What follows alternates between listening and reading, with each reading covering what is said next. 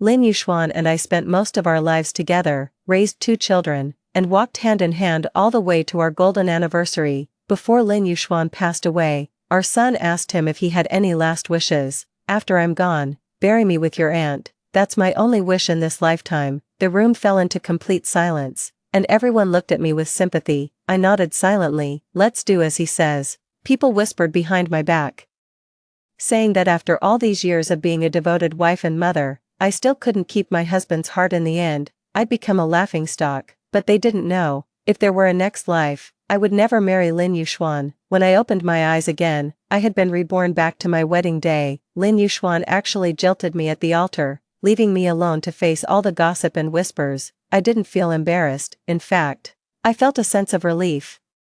My gaze slowly drifted towards the man in the white lab coat standing in the corner. Mo Yen, I'm short a groom right now. Would you be willing to step in? The entire room fell into a dead silence. Even the man standing in the corner froze, looking up in disbelief. What did you just say? Mo Yan's eyes grew slightly red at the corners, and they shimmered with light as he looked at me, with a smile. I walked up to him resolutely in front of all the guests. I said, I want to marry you. Will you have me? Mo Yen stood frozen in place, his lips trembling with emotion. Before he could respond, Mr. and Mrs. Lin rushed over and pulled me aside. Lan, dear, I know that rascal made you upset today, but I've already sent someone to bring him back. He's just being willful and acting out. Don't worry, as long as your Auntie Lin is here, you're the only one who'll be his bride. Don't do anything rash and marry someone else out of spite. I gave a faint smile and withdrew my hand. Aunt Lin. Forced affection never yields sweetness. I'm not set on marrying Lin Yuxuan either, so please just let them be together. I knew very well in my past life that Qinya, my sister, had always been the unattainable love in Lin Yuxuan's heart. It was only because Qinya had been with several boyfriends and had multiple abortions, which damaged her health. The doctor's examination revealed that she could never bear children again in this lifetime. Upon hearing the news, Mrs. Lin immediately objected to their relationship, but the marriage alliance between our families had long been arranged. Besides, Lin Yuxuan and I grew up together, and I'd carried a torch for him for years, so the marriage naturally fell to me. In our past life, everyone said we were a rare loving couple who made it to our golden anniversary hand in hand, but only we knew the truth about our happiness. Out of 60 years of marriage, we spent 50 living apart. Lin Yuxuan hated me. He never showed up. Not even on the day I was in labor with complications. Every year on our child's birthday, he spends the entire day at the cemetery. He often drinks himself into a stupor, calling out Qinya's name in his sleep. At first, I thought love could grow over time and old wounds would eventually heal, but year after year, it wasn't until we became a resentful couple that I realized it wasn't that simple. Now that I finally have a chance to start over, I want to let him go, and let myself go too. When Mother Lin saw me holding hands with Moyen, her face instantly flushed with panic. Lan, you've long been the daughter-in-law I've chosen. How could you marry someone else? I've always despised Qinya's manipulative ways. Whatever reason she has for taking Yuxian away today, I won't allow him to marry a woman like her. In our previous life, on our wedding day, Qinya found out we were getting married and jumped into the sea to end her life. All she left behind was a suicide note and a video. Yuxian, I'm forced to call you brother-in-law, but I love you. I can't bring myself to say it. I envy my sister so much. She won your heart with such ease, while luck always seems to slip just beyond my grasp. If there really is a next life, Yuxuan, promise you'll marry me instead. Mrs. Lin couldn't stand her theatrics, convinced it was all a bluff, and stopped Yuxuan from proceeding with the wedding. No one expected Qinya would actually leap into the sea. After the wedding, her body was recovered from the water, already cold and lifeless. This time, Lin Yuxuan couldn't bear to watch her die with his own eyes. When he received the video from Qinya, his eyes turned bloodshot and he rushed out without hesitation. If this were my past life, I might have felt wronged and heartbroken. Having lived 2 lifetimes, I felt not just calm, but even breathed a long sigh of relief. This time, I'm going to choose the person I truly want to marry. Moyen, if you wish to marry me too, then step forward. Today's wedding belongs to just the 2 of us. Mo Yen smiled and gave my hand a firm squeeze. Good. The whole place instantly erupted. Lin Yuxuan's friends exchanged bewildered looks below, quickly sending him messages. Bro, you've really crossed the line this time. Sis-in-law is marrying someone else. Wasn't Qin Lan the one obsessively chasing our brother Lin? She was head over heels. insisting she'd marry no one else. How did the groom get swapped, and of all people? She picked that stone-faced Dr. Mo Yen. You don't think Brother Lin's runaway groom act made her so mad she's just grabbing some random guy for revenge, do you? As Mo Yen and I walked hand in hand toward the wedding altar, our fingers intertwined, murmurs rippled through the crowd below. Mo Yan's hand trembled slightly in mine as he bowed his head a little. I understood why they were whispering. Mo Yan has always had a rather poor reputation. Said to be cold-blooded and showing no warmth towards his patients. There were even rumors that he made a fatal mistake during surgery leading to a patient's death, got fired from the hospital, but was later rehired. His reputation within the circle had long been tarnished. Many young women were unwilling to marry him. There were even rumors that his medical license had been revoked due to malpractice. But I knew that wasn't the real him. Lon, was this just a momentary impulse? Moyen suddenly lowered his voice and asked me, if you want to save face, I'll help you. But don't throw away your lifelong happiness just to prove a point. I gave him a sympathetic look and was about to offer comfort when someone burst into the room in a flurry. The hotel door was kicked open with a crash. Chin Lon, stop this nonsense. How dare you think you can just swap out the groom for a wedding this important? Get your ass over here right now. Chin's father rushed over as soon as he heard the news. Upon seeing Chin's father, the guests all rose to greet him, with some even stepping forward to curry favor. But he was seething with anger, glaring at me sternly. What are you standing there for? Didn't you hear what I said? Mo Yen furrowed his brow slightly and urged me in a hushed tone, go on over now. Don't embarrass your father. I remained rooted to the spot, completely motionless. Ever since I was a child, I've been afraid of that particular expression on my father's face. Whenever he looked like that, I would instinctively become obedient. If he told me to give my favorite toy to Chinya, I would comply without a fuss. If he asked me to give up the room with the best lighting to Chinya, I would quietly pack my things and move out. Even when he wanted me to marry Lin Yuxuan, I went along with trying on wedding dresses without any resistance. I even studied all kinds of etiquette to prepare myself to be a proper Mrs. Lin. But now, I want to rebel just once. Dad, I'm going to marry Mo Yen, I heard myself say calmly. I've always respected your guidance, but this time, I must choose my life partner for myself. Smack, a sharp slap landed across my face, the sound echoing through the entire wedding venue. The entire crowd fell silent. How dare you, you ungrateful child.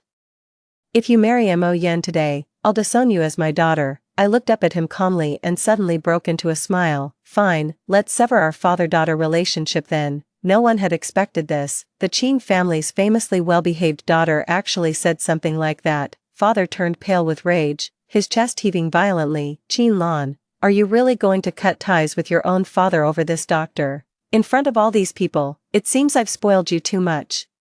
Letting you run wild like this. After my mother passed away, my father married Zhao Xiaohua, and they had their precious daughter Qinya. Beating me had become a regular occurrence. He raised his hand in fury. Another slap was coming toward my face, but before it could land, a hand with distinct knuckles caught his wrist. Mo Yen shielded me behind him with a stony expression. Not uttering a word, lay another finger on her. I dare you. He ground out the words through clenched teeth.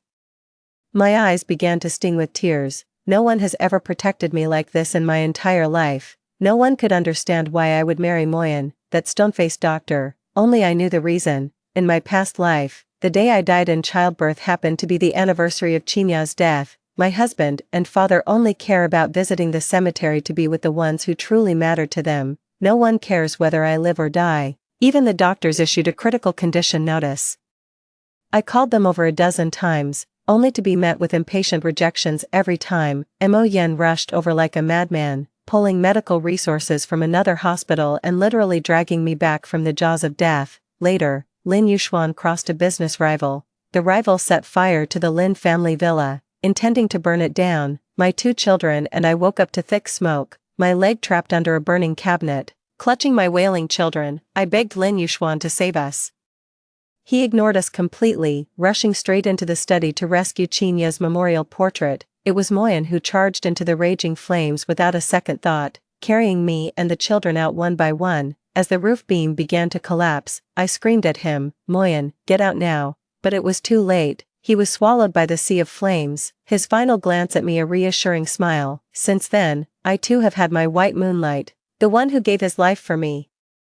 It's a pity I only realized after his death just how deeply he had hidden his love for me. This time, I will stand by him and choose him without hesitation. Father was so angry he saw stars. Qin Lan, I'm asking you one last time, are you sure you want to choose this man? Yes. Father let out a cold laugh. Fine, fine, fine, you've got guts. Don't come crying to me later. With those final words, Father turned and left. Many guests who had been currying favor with Father also left. Mrs.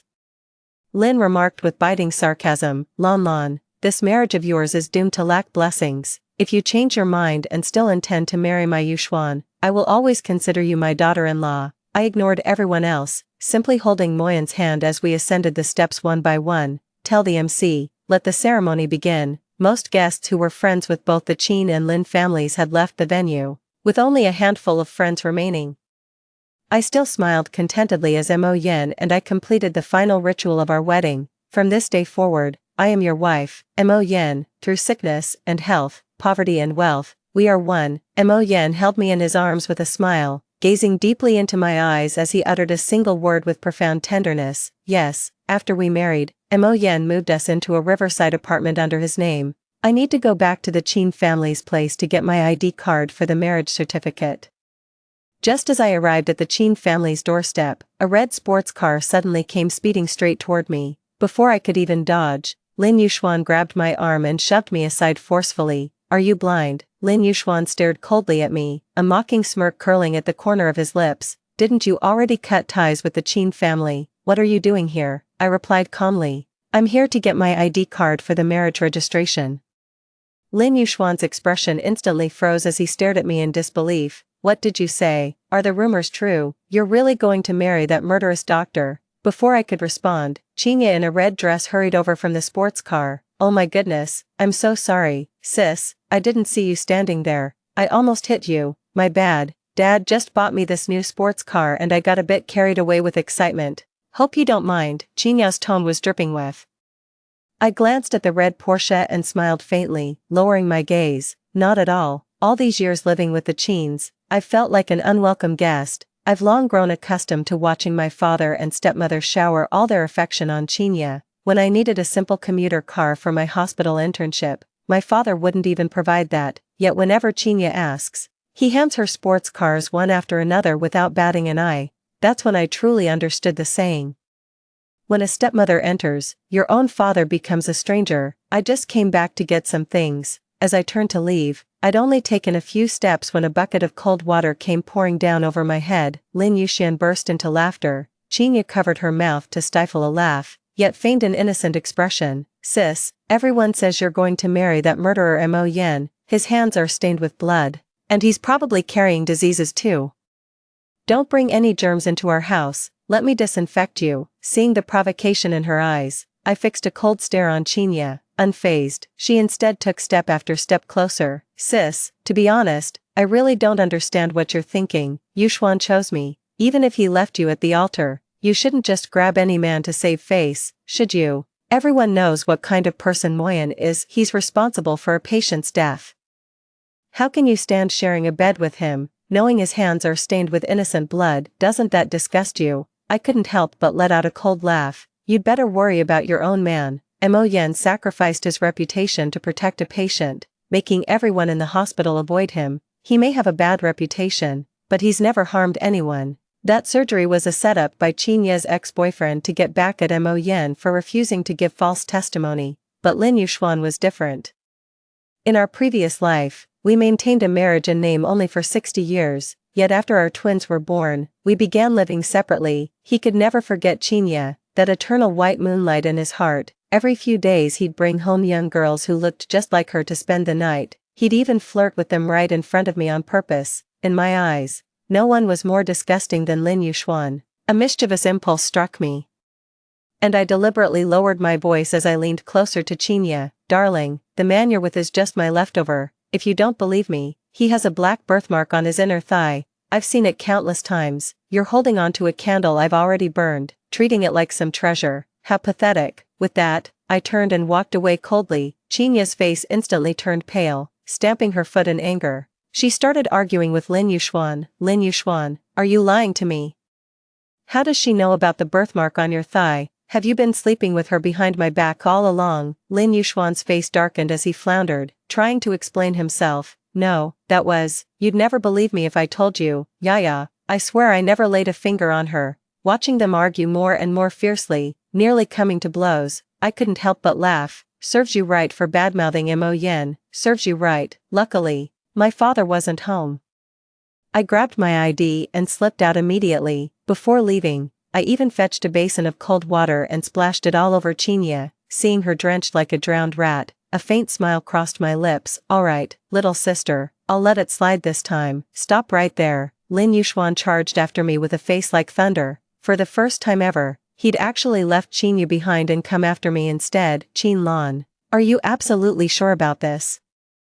Don't think playing hard to get will make me change my mind. I've made up my mind. The only person I'll marry in this lifetime is Qinya. No one could ever take her place. I offered a faint smile, then turned and wished them well. Wishing you a lifetime of happiness and love together. Go find your girlfriend. Stop following me. Lin Yuxuan's face darkened, but his eyes remained fixed on me. Qin Lan, I told you to cut the games. Qinya is kind and innocent, nothing like your scheming self.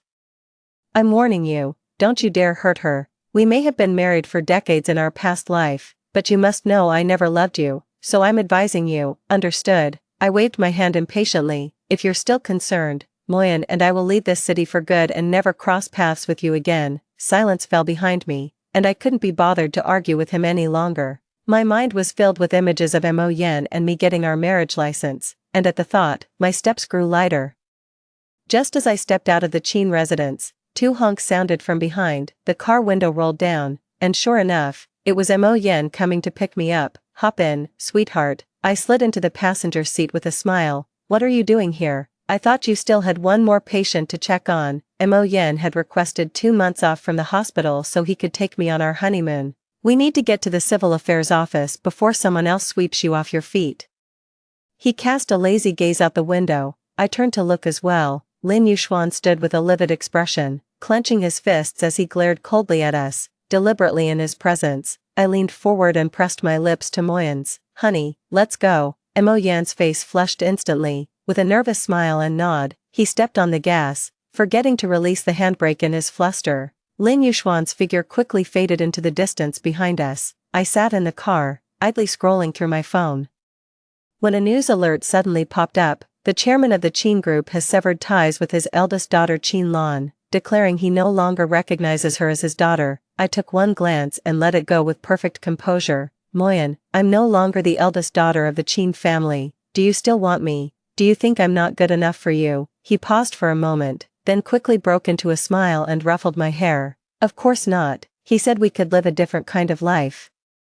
Even if it meant becoming doctors or nurses, or wandering as nomads, it would all be possible. He would never let me live a life of hardship. I gazed calmly at Mo Yan's face, my heart brimming with waves of warmth. To protect his patients, he let his own reputation be tarnished, with some even spreading rumors that he had caused a patient's death. But I knew the truth. He dedicated his entire life to healing the sick and saving lives, never harming a single soul, every single time. He was the one who saved me. I always thought it was just good fortune. It wasn't until after Moyen's death that his mother, through tears, told me, Qin Lan, my son has adored you since childhood. All these years, he's remained unmarried for your sake. Have you ever considered how rare such fortunate coincidences truly are? What appears effortless often comes at the cost of someone's silent sacrifices behind the scenes. Mo Yen, I promise to cherish you for the rest of my life. I made this vow quietly in my heart. Married life was simple yet deeply fulfilling. Every day after work, Moyen would bring me my favorite Qingtuan rice cakes. He often worried I'd get bored at home, so he'd frequently take me on road trips to nearby cities. But 2 weeks later, as I lay in bed after a shower ready to sleep, it was almost 11 p.m., and Mo Yen still hadn't come home. Suddenly, a short video popped up on my phone. Heartless doctor suspected of cheating. Caught in hospital office affair with nurse, police investigating. A sudden unease washed over me, and I tapped to read the comments below. Some people never change, do they? Didn't he just marry the Qin family's daughter? Their wedding was trending, and now he's already cheating. You can't make a silk purse out of a sow's ear. Even after marrying an angel, his heart still wanders to other women. One of the usernames looked familiar.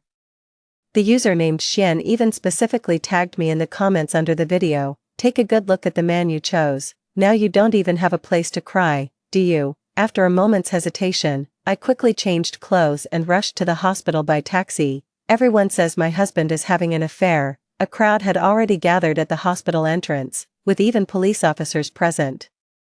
Creating an extremely chaotic scene, I nodded. I fought my way through the crowd and burst into Mo Yan's office. He was standing there with his clothes in disarray. A woman in a nurse's uniform was lying on the couch. To my greater surprise, Lin Yuxuan was also present. What are you doing here? Just passing by. Lin Yuxuan crossed his arms with a smug look. Regretting your decision not to marry me now, aren't you, Qin Lan? Your taste in men is truly questionable.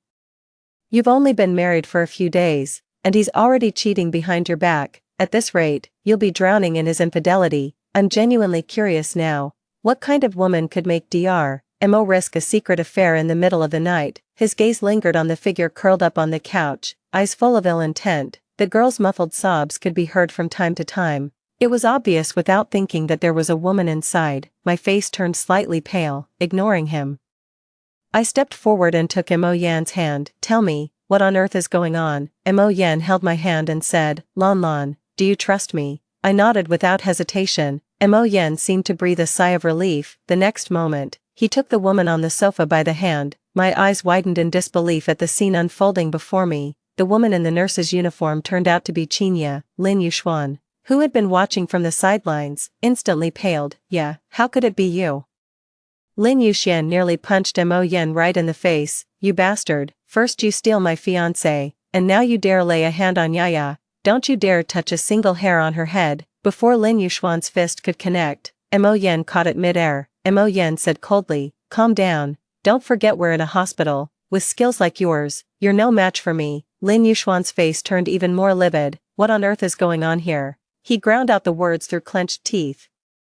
Gazed at Qinya with a pained expression. Yaya clearly said she was meeting friends. Why would she be in your office? Did you force her? Hearing this, I couldn't help but laugh. Lin Yuxuan is such a brainless idiot, blind and stupid. What are you laughing at? He shot me a completely unwarranted glare. Your husband is cheating on you, and you can still manage to laugh. Not everyone is as foolish as you are, I shot back with a retort. The moment I recognized the woman as Qinya, everything clicked into place, but Lin Yuxuan lost control of his emotions, struggling to hold on to Qinya, his face twisted with rage and fury. Mo Yan, you're nothing but a beast. Not only did you lure Qinya into the office, but you also made her play along with this role-playing fantasy, dressing her up in a nurse's uniform. With that, he quickly turned to the police for help. Officer, this doctor is behaving inappropriately. He must have seduced my girlfriend. You need to arrest him immediately. The officer glanced at him and said with a blank expression, you've got it all wrong. It was Mo here who called the police. Qinya, her face streaked with tears, threw herself into Lin Yuxuan's arms. Brother Yuxuan, they're all bullying me. You have to stand up for me. It's this Mo Yan. He lured me here because he was tempted by my looks. Don't believe what they say. The police were also baffled. What on earth is going on? Mo Yan took out his phone and projected the video onto the office's large screen for everyone to see. He had recorded the entire process. It was Qinya, dressed in a nurse's uniform, who took the initiative to knock on his office door. She actively seduced him. She even declared that she wanted to taste everything that belonged to her sister. This scene was witnessed by all the onlookers. Qinya's face flushed and paled by turns, her eyes darting evasively as she continued making excuses.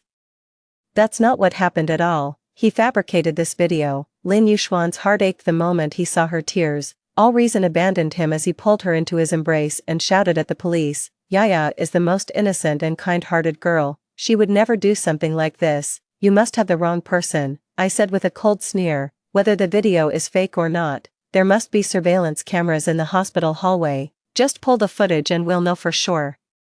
No sooner had the words left my mouth, Qinya's expression froze on her face. The police quickly called in hospital security and pulled the hallway surveillance footage. Sure enough, the footage showed Qinya arriving first, deliberately changing into a nurse's uniform, and sneaking into Mo Yan's office. This was clearly not a case of abduction or coercion. Lin Yuxuan's face turned ashen by degrees. Mo Yan grinned at him, wagging the phone with the video. Man, I never figured you for a guy who'd go for that kind of woman. In that case, want me to send you this video? You can enjoy it in private." Humiliated beyond belief, Lin Yuxuan stormed out of the hospital in a rage, not even bothering about Qinya. Qinya chased after him, shouting, "Brother Yuxuan, please believe me, they forced me to do it," but she was still taken away by the police. Mo Yan immediately called the police when he discovered her breaking in, citing sexual harassment as the reason.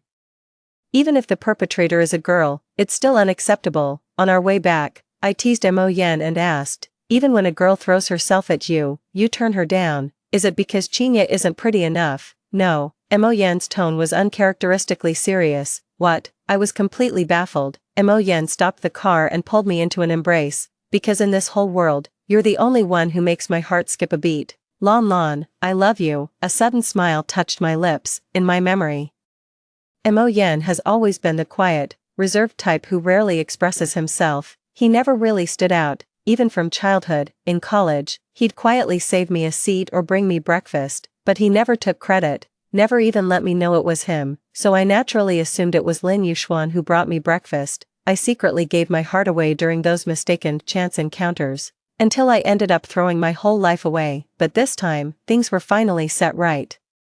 Lin Yuxian had never felt this dejected before. He thought he had successfully escaped an arranged marriage and defied his parents' wishes to marry Qinya. Little did he expect her to do something so shocking and disappointing. Lin Yuxian downed bottle after bottle, drinking himself into a stupor. He kept watching that video over and over. How Qinya flirted while dressed in a nurse's uniform, how she knocked on the man's office door, even brazenly seducing him. Lin Yuxuan's eyes were bloodshot, looking like he was on the verge of losing his mind. This was a side of her he had never seen before. In his eyes, Qinya was as innocent and kind-hearted as a little bunny. She wouldn't even hurt a fly, she wouldn't even dare to eat chicken. After seeing chicks hatch on television, she found the idea of eating meat utterly cruel. Every time she got startled, she'd instinctively shrink into his embrace, so delicate and endearing, she just made you want to protect her. How could she possibly be that kind of girl? A commotion erupted from the next table, as if they were gossiping about someone.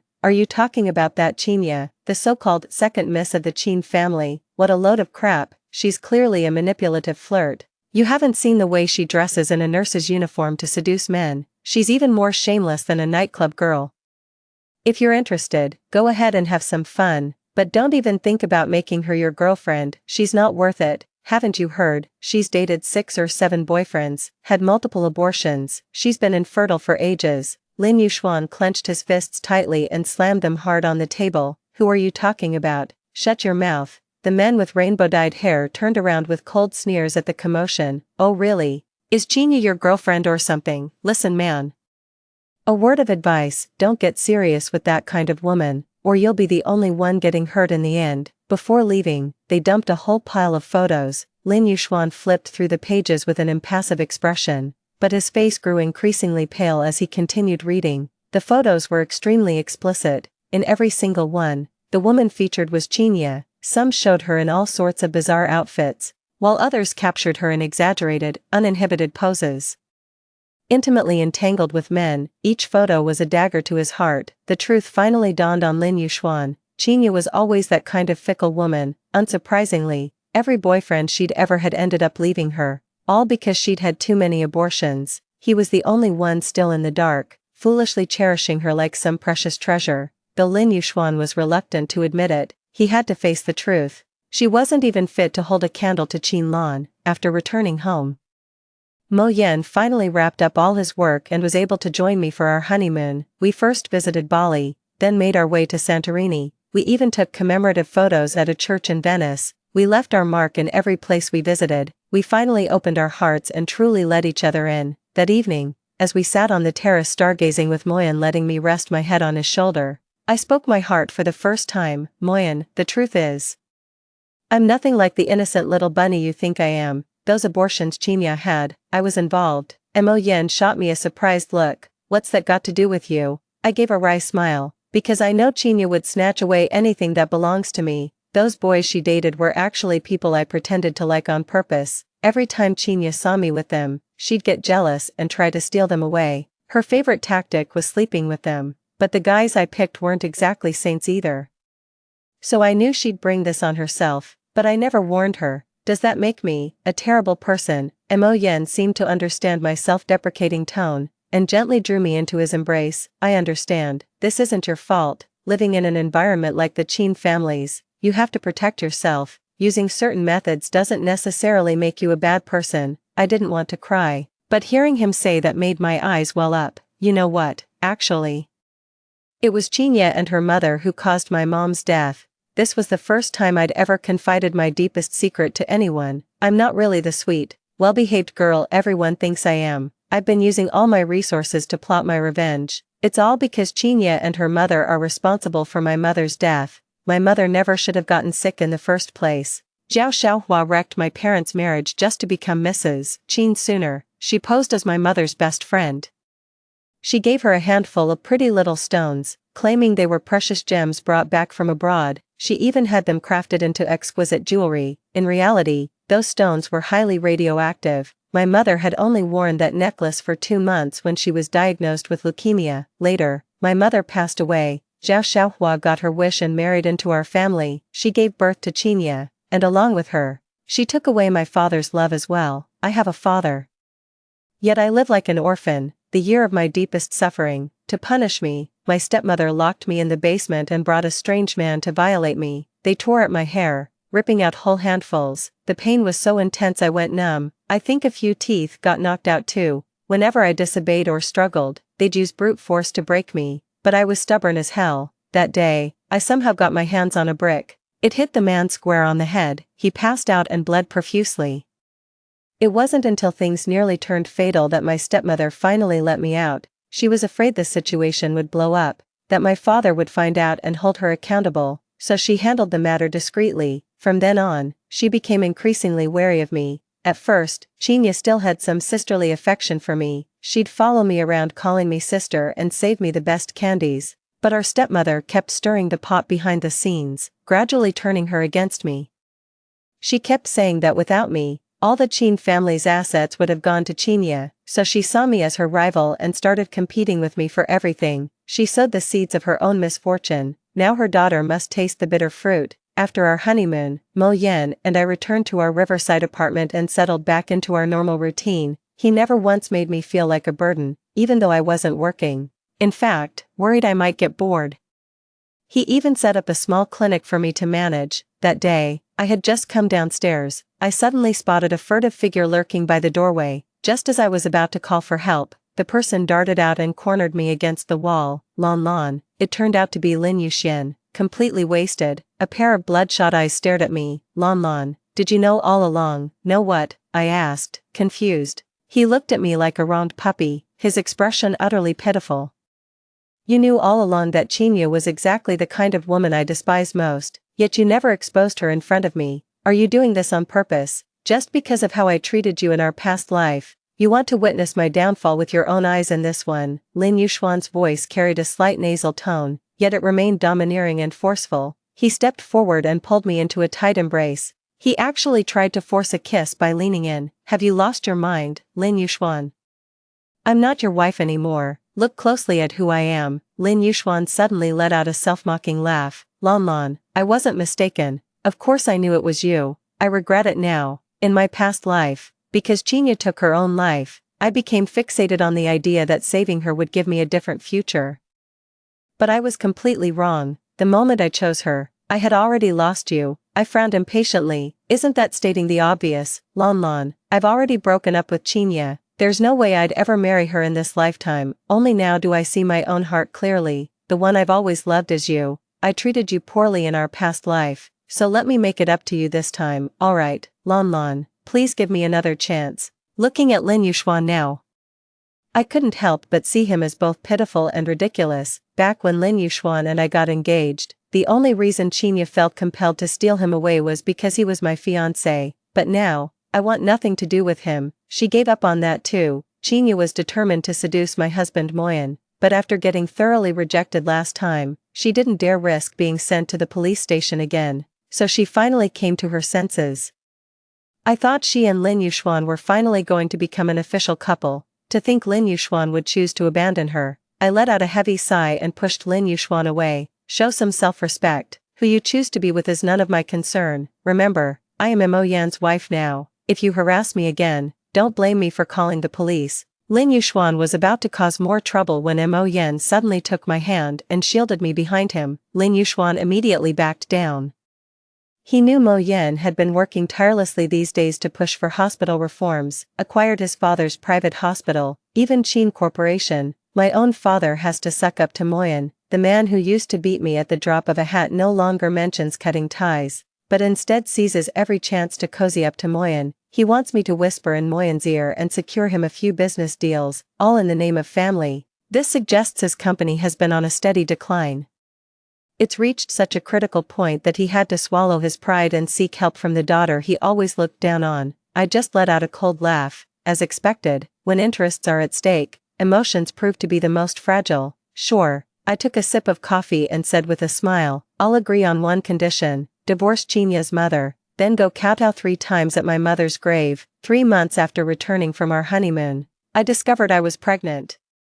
Mo Yan was even more excited than I was, treating me like a precious treasure and fearing I might suffer the slightest hardship. He even quit his job at the hospital to focus on studying obstetrics, also he could personally deliver our baby. That afternoon, while I was reading at home, the doorbell suddenly rang. I opened the door to find my father standing outside with a complicated expression. Dad. I stared at him in surprise, wondering what had brought him here. Lon Lon.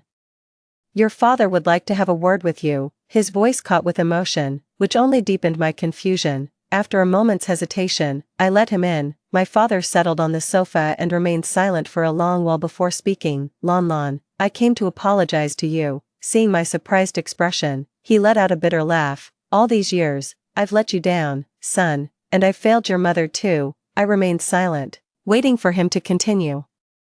Zhao Xiaohua was taken into police custody yesterday. My head snapped up in disbelief. The police uncovered a murder case from years ago, and all evidence points to Zhao Xiaohua. She confessed, she was the one who killed your mother. My heart wrenched with pain, even though I had long known the truth. Hearing it confirmed still left me reeling. Those so-called gemstones she gave your mother were actually laced with radioactive material. She knew your mother loved jewelry and deliberately set this trap. My father's eyes were filled with anguish and tears. Lon Lon, I truly regret it. If only I had cared more about your mother back then, maybe she wouldn't have left us. Tears streamed down my face without a sound. So many nights I've dreamed of my mother's gentle smile, only to wake and find it was just an illusion. I know I've treated you terribly these past years. Completely blinded by Zhao Xiaohua, my father knelt before me. Tears streaming down his face. Lon Lon, I was wrong. Can you find it in your heart to forgive me? As I watched my father kneeling on the ground, a storm of conflicting emotions swept through me. Do I hate him? Of course I do. I resented his favoritism, his neglect, and how he stood by while my stepmother and Qinya bullied me. But after all, he was my father, my only family in this world. Dad, get up, I said softly. What's done is done, there's no going back. My father looked up at me.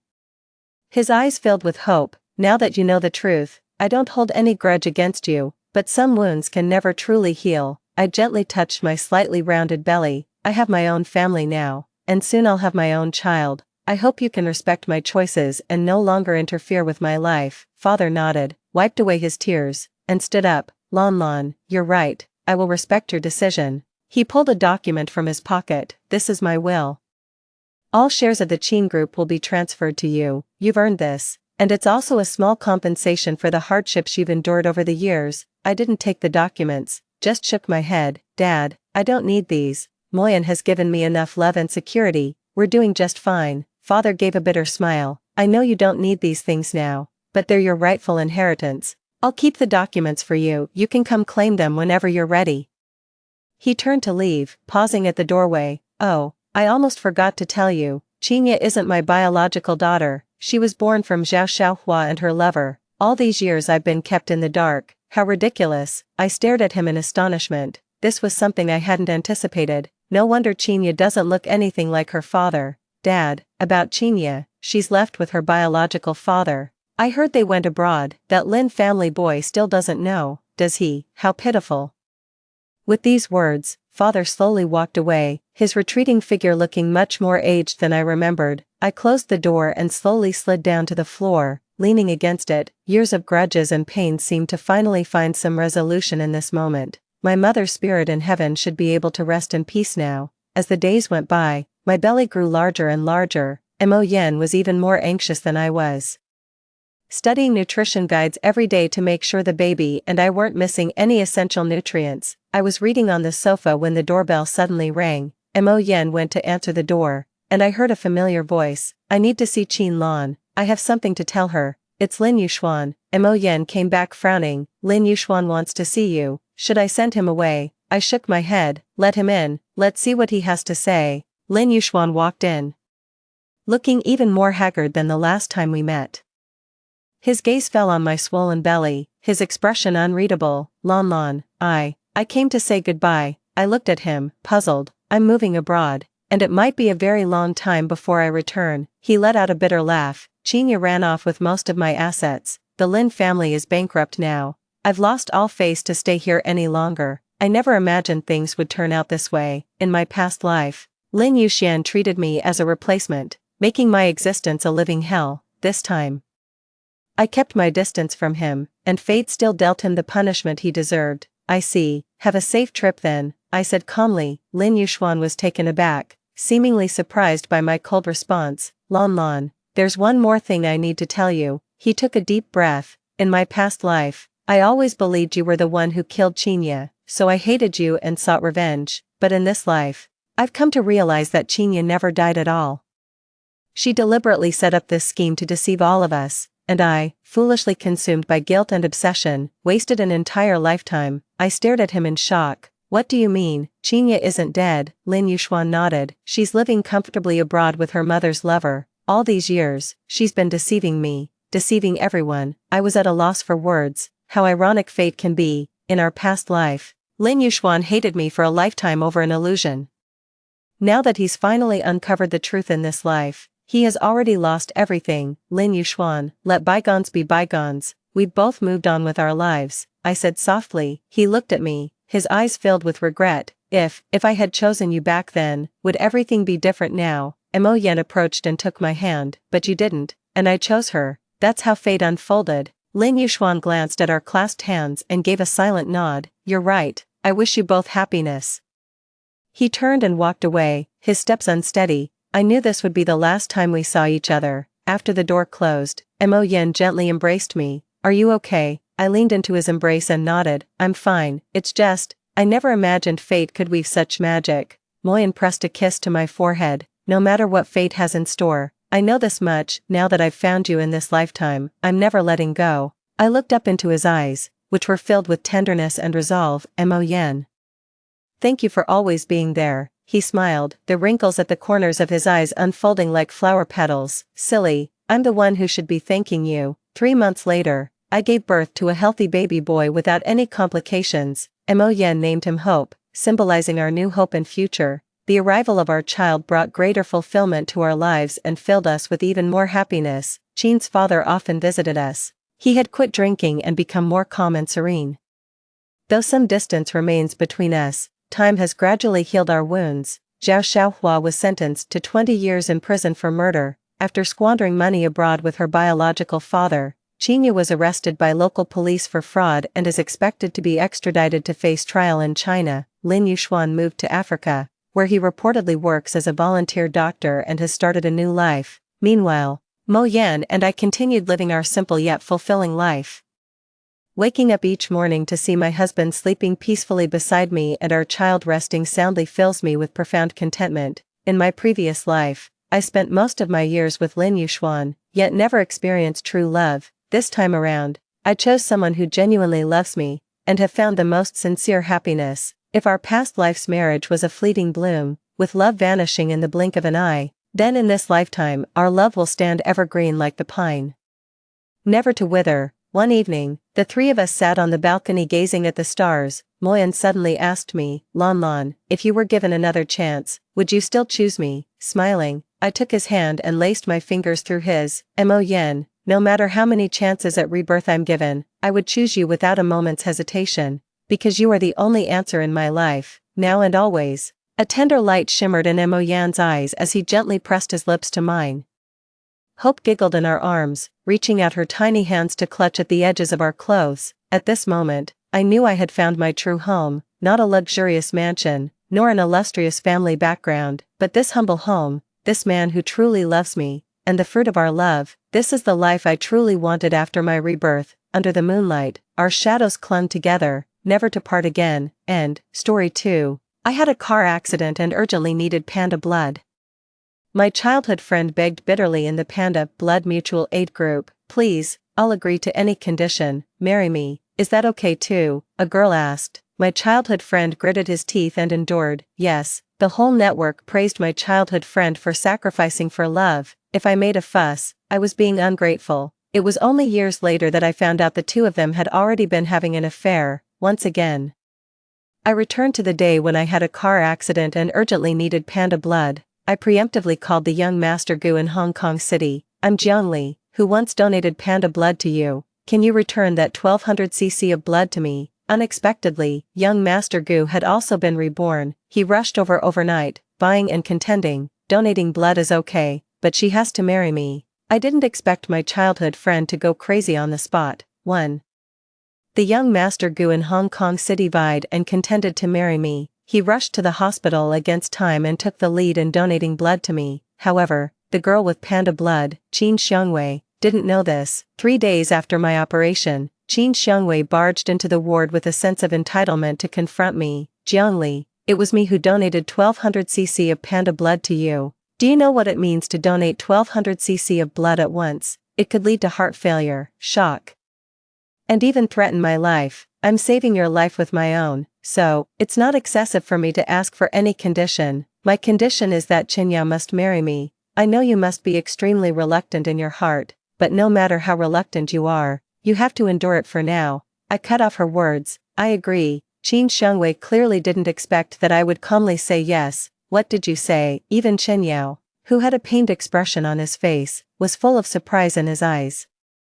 He thought I would cry, make a scene, and break down, that I would be crazy and reluctant to let go, and then, like in the previous life, stand on the moral high ground and tell of his helplessness. "All this is for saving you. Do you think I'm willing to marry a woman I don't love? But I've already promised her. You don't know that every day when I lie in the same bed with Qin Xiangwei, our hearts are miles apart. Do you know that all I think about is you? In the previous life, I really cried and made a big fuss. I cried all day long, begging Qinyao not to leave me. He said I was being unreasonable and looked like a lunatic. Obviously, everything he did was to save me. It was only years later that I found out the two of them had already been having an affair." I heard Qinyao tirelessly to his friends. "I'm already tired of it. If I don't come up with an excuse of sacrificing for love, how can I get away scot-free? Jiangli loves me so much, even when I sacrifice for love, she still won't let go. If I were to break up with her normally, wouldn't she make a huge scene with me? Blame it on our childhood friendship, it made her deeply in love with me." His friends flattered and laughed. "It's all because of your great charm." Qinyao swirled the red wine and also smiled. "That's true, actually. I quite enjoy the way she can't forget about me. Even if I'm married, I want her to love me obsessively and persistently, to remain chaste for me and cry for me until dawn. This feeling is really fascinating." At that moment, my mind went blank and my ears were buzzing. Only then did I vaguely realize why all these years, whenever I tried to let go and start a new life, he would appear in front of me and tell me his sad feelings for me. It turned out that he enjoyed the pleasure of me loving him to the point of madness. Reborn once, I won't be so cheap anymore. 2. I looked at Qin Xiangwei and said nonchalantly, "Since Qinyao promised to marry you, then I'll let go. Congratulations to you too. When can I have the honor of drinking your wedding wine?" Qinyao looked at me in disbelief, and his face was extremely ugly. The friends in the ward, sensing the wrong atmosphere, quickly tried to persuade me. "Jiangli, we know you're just saying angry words. How could you be willing to let go of Qinyao? If Qinyao really leaves with Qin Xiangwei, you'll probably cry your eyes out." Hearing my friend's words, Qinyao's expression improved, the corners of his lips twitched slightly, and he leaned over to kiss my forehead. "Be good, don't make trouble, even if I have to fulfill my promise and marry her, you're the only one in my heart. If there was a man who could donate panda blood to you at that time and the condition was that I had to let go and let you marry him, I would also make the same choice with a broken heart, because your life is more important than anything." The friends echoed one after another, persuading me to think it through. Yeah, brother Yao only loves you. It's just a pity that the one who set the condition at that time was Qin Xiangwei. Who was determined to get Brother Yao? Not a man who had to marry you. I smiled and didn't say anything. Who said that there wasn't a man who had to marry me among those who set the conditions at that time? They didn't know that as soon as I was reborn at the moment of the car accident, I took out my phone and dialed the video call of the young Master Gu in Hong Kong City, lying in a pool of blood. I begged him at the first time, "Young Master Gu, I'm Jiang Li, who once donated panda blood to you. Can you return that 1200 cc of panda blood to me?" Unexpectedly, young Master Gu had also been reborn. He rushed over overnight, hiding it from everyone and taking the lead in donating blood to me. He also smiled at me meaningfully. "Since your childhood friend fiancé can agree to any condition, then I also have to set a condition, but I trust my intuition. If I set it now, he will definitely go crazy on the spot and won't agree easily.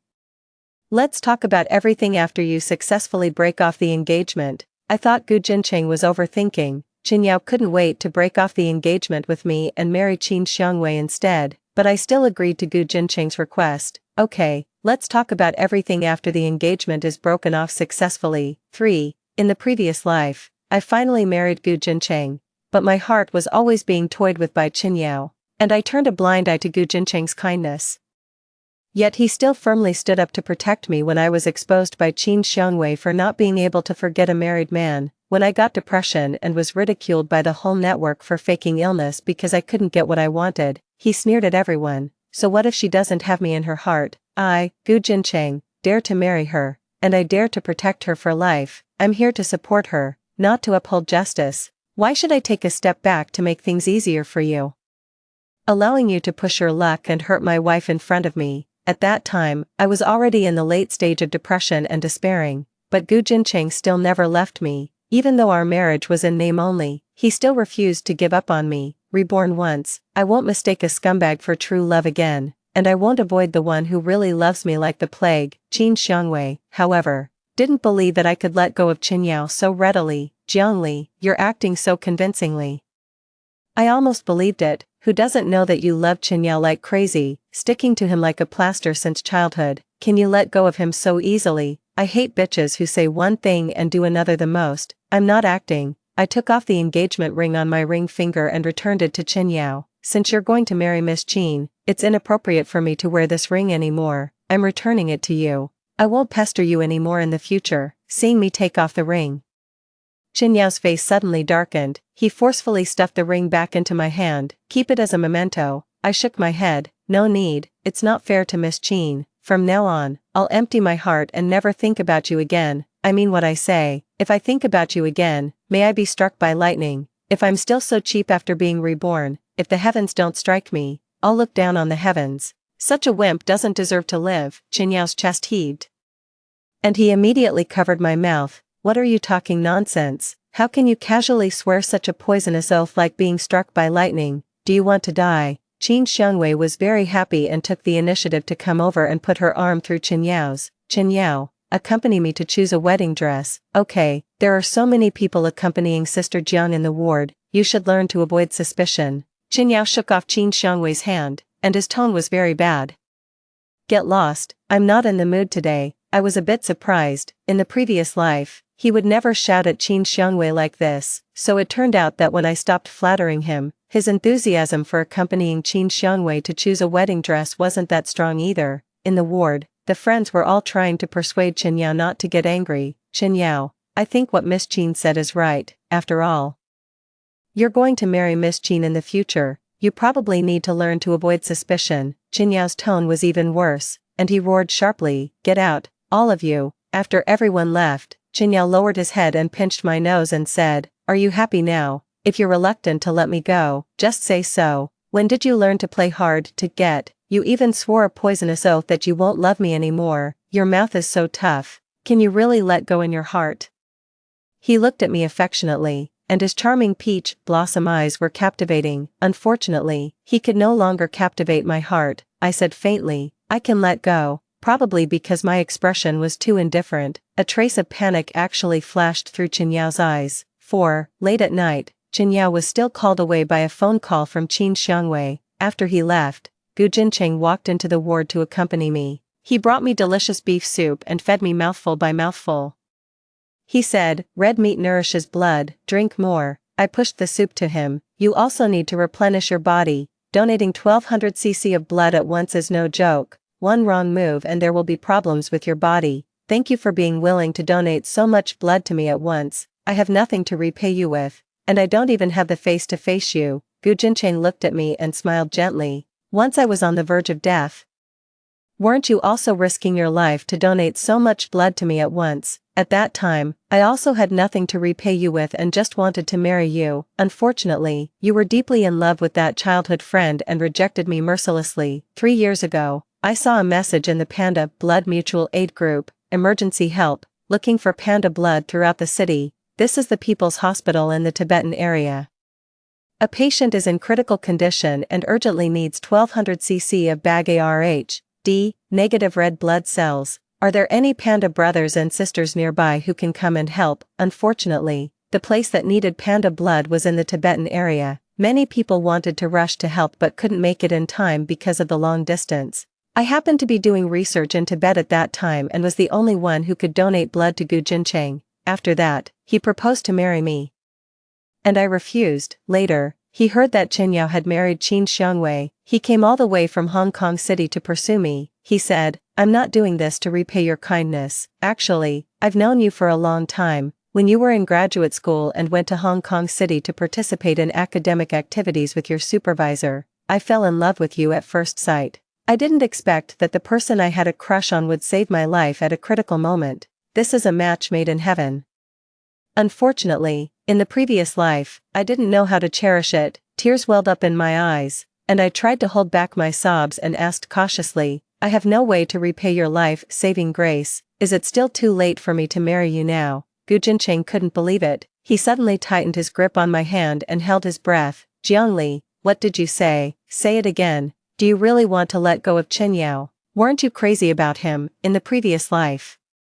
I was in the late stage of depression and couldn't go on living. Before I died, I secretly ran back to Nanjing to see Chen Yao behind Gu Jincheng's back. It was also at that time that I accidentally heard Chen Yao and his friends and learned all the truth. I was heartbroken. I shook my head, holding his handsome face and said, I don't love him anymore. I won't love him anymore in the future. Reborn once, I just want to love you well. In the previous life, I was married to Gu Jincheng for 3 years, and I never let him touch me. Now, I closed my eyes and deliberately seduced him. I wanted to let him know that I had really let go of Chen Yao. Gu Jincheng, can you kiss me? In the previous life, we were husband and wife for 3 years, but I was never kissed by you. People outside say that your mouth is the most sexy. Being kissed by you must be really fascinating. I want to taste how fascinating it is.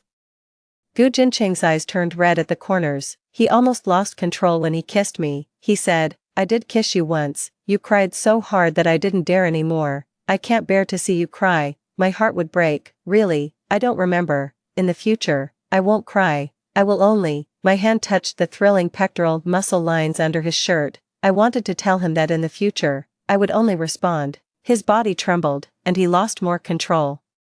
I scolded myself in my heart for being so blind in the previous life. Obviously, I could have had it so good. 5. The next day, Qin Xiongwei came to the ward to make trouble again. My parents and Chen Yao's parents were both called to the ward. In front of me, the marriage between the two families was officially called off. My father felt sorry for Chen Yao, pitiful that he had to marry a woman he didn't love to save me. He patted Chen Yao on the back and sighed earnestly, Good boy, it's hard on you.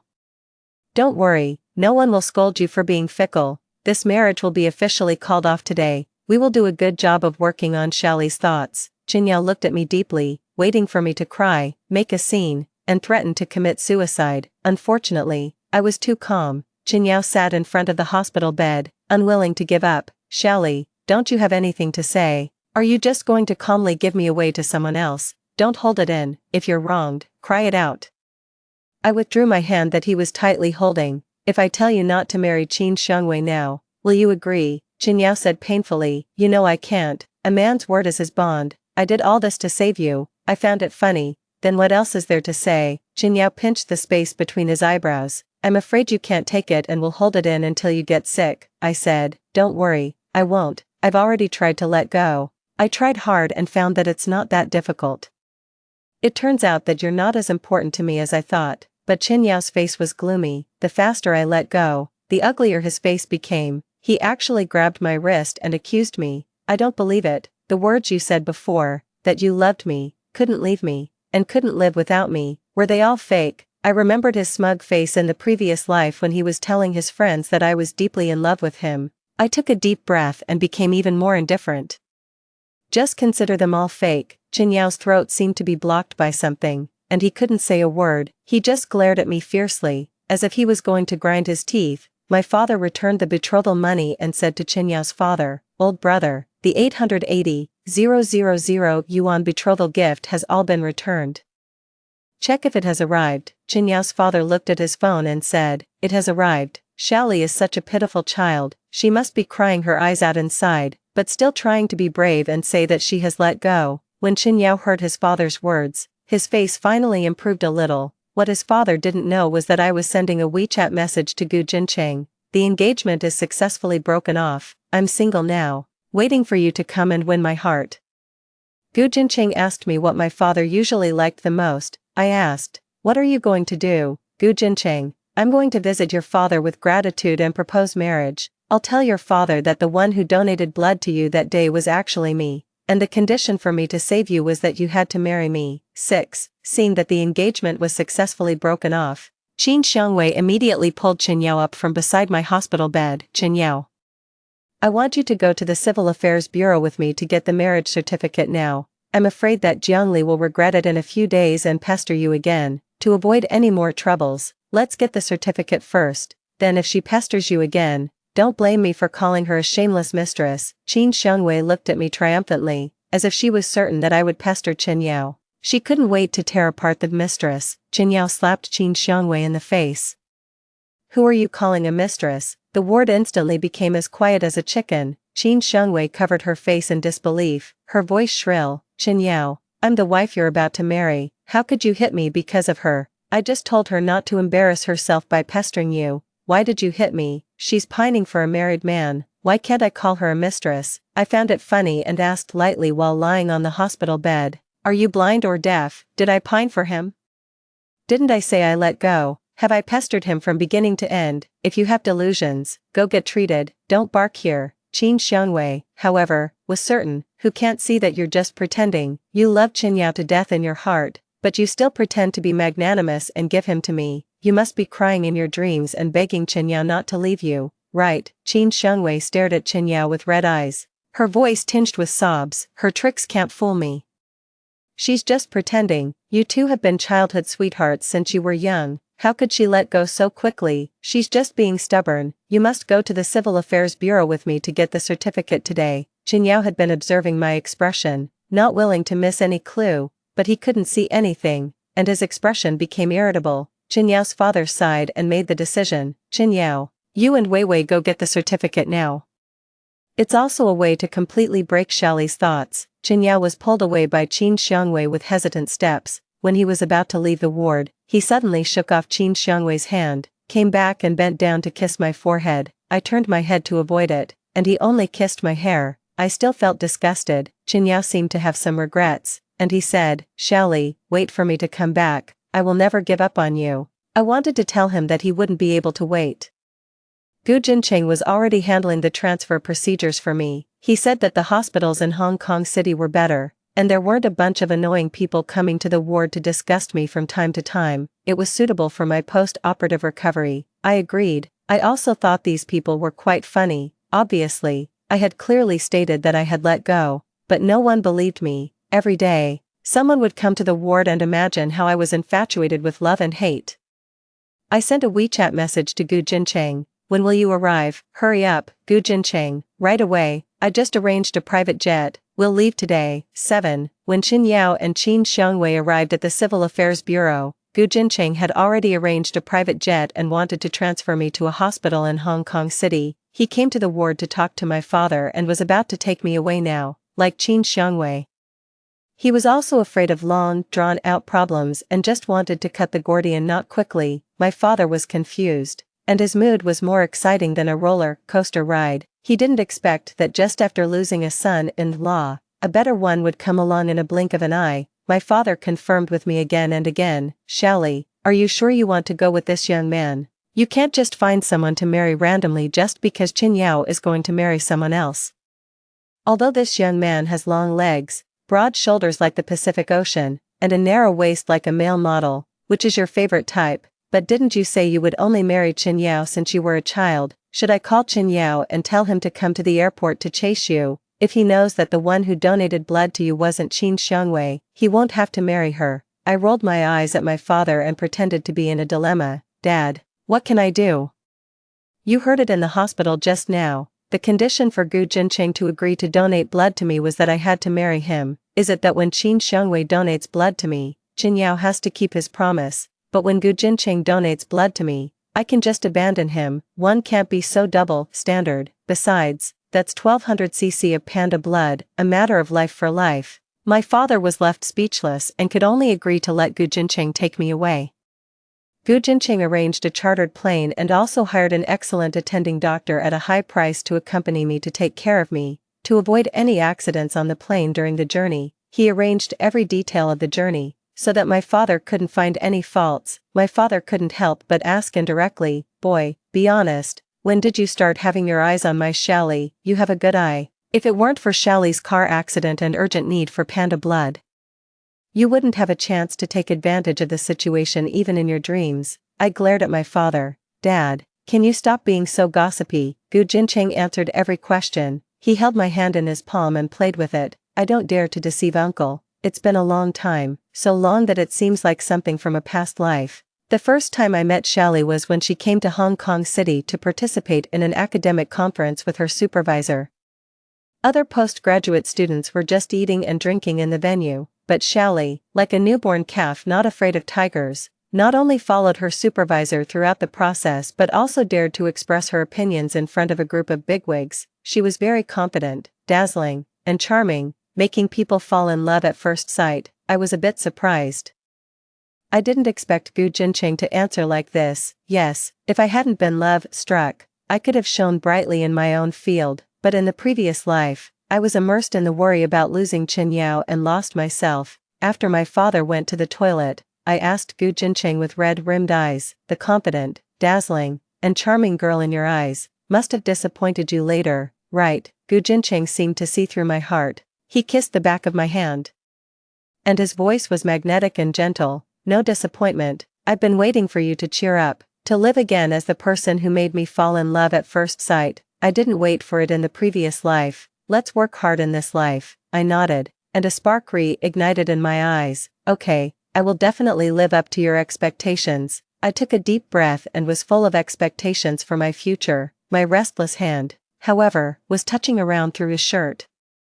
Gu Jinqing took a deep breath and whispered in my ear in a low voice, "Stop making trouble. You're still sick." I chuckled. "That's why I'm being so bold, because I'm sick." In the previous life after marriage, Gu Jinqing insisted on sleeping in the same room. I always curled myself into a small ball, sleeping in a corner of the 2-meter-wide bed, afraid that he would have thoughts about me. What a waste. I wonder how hurt his heart was at that time. My heart was full of guilt.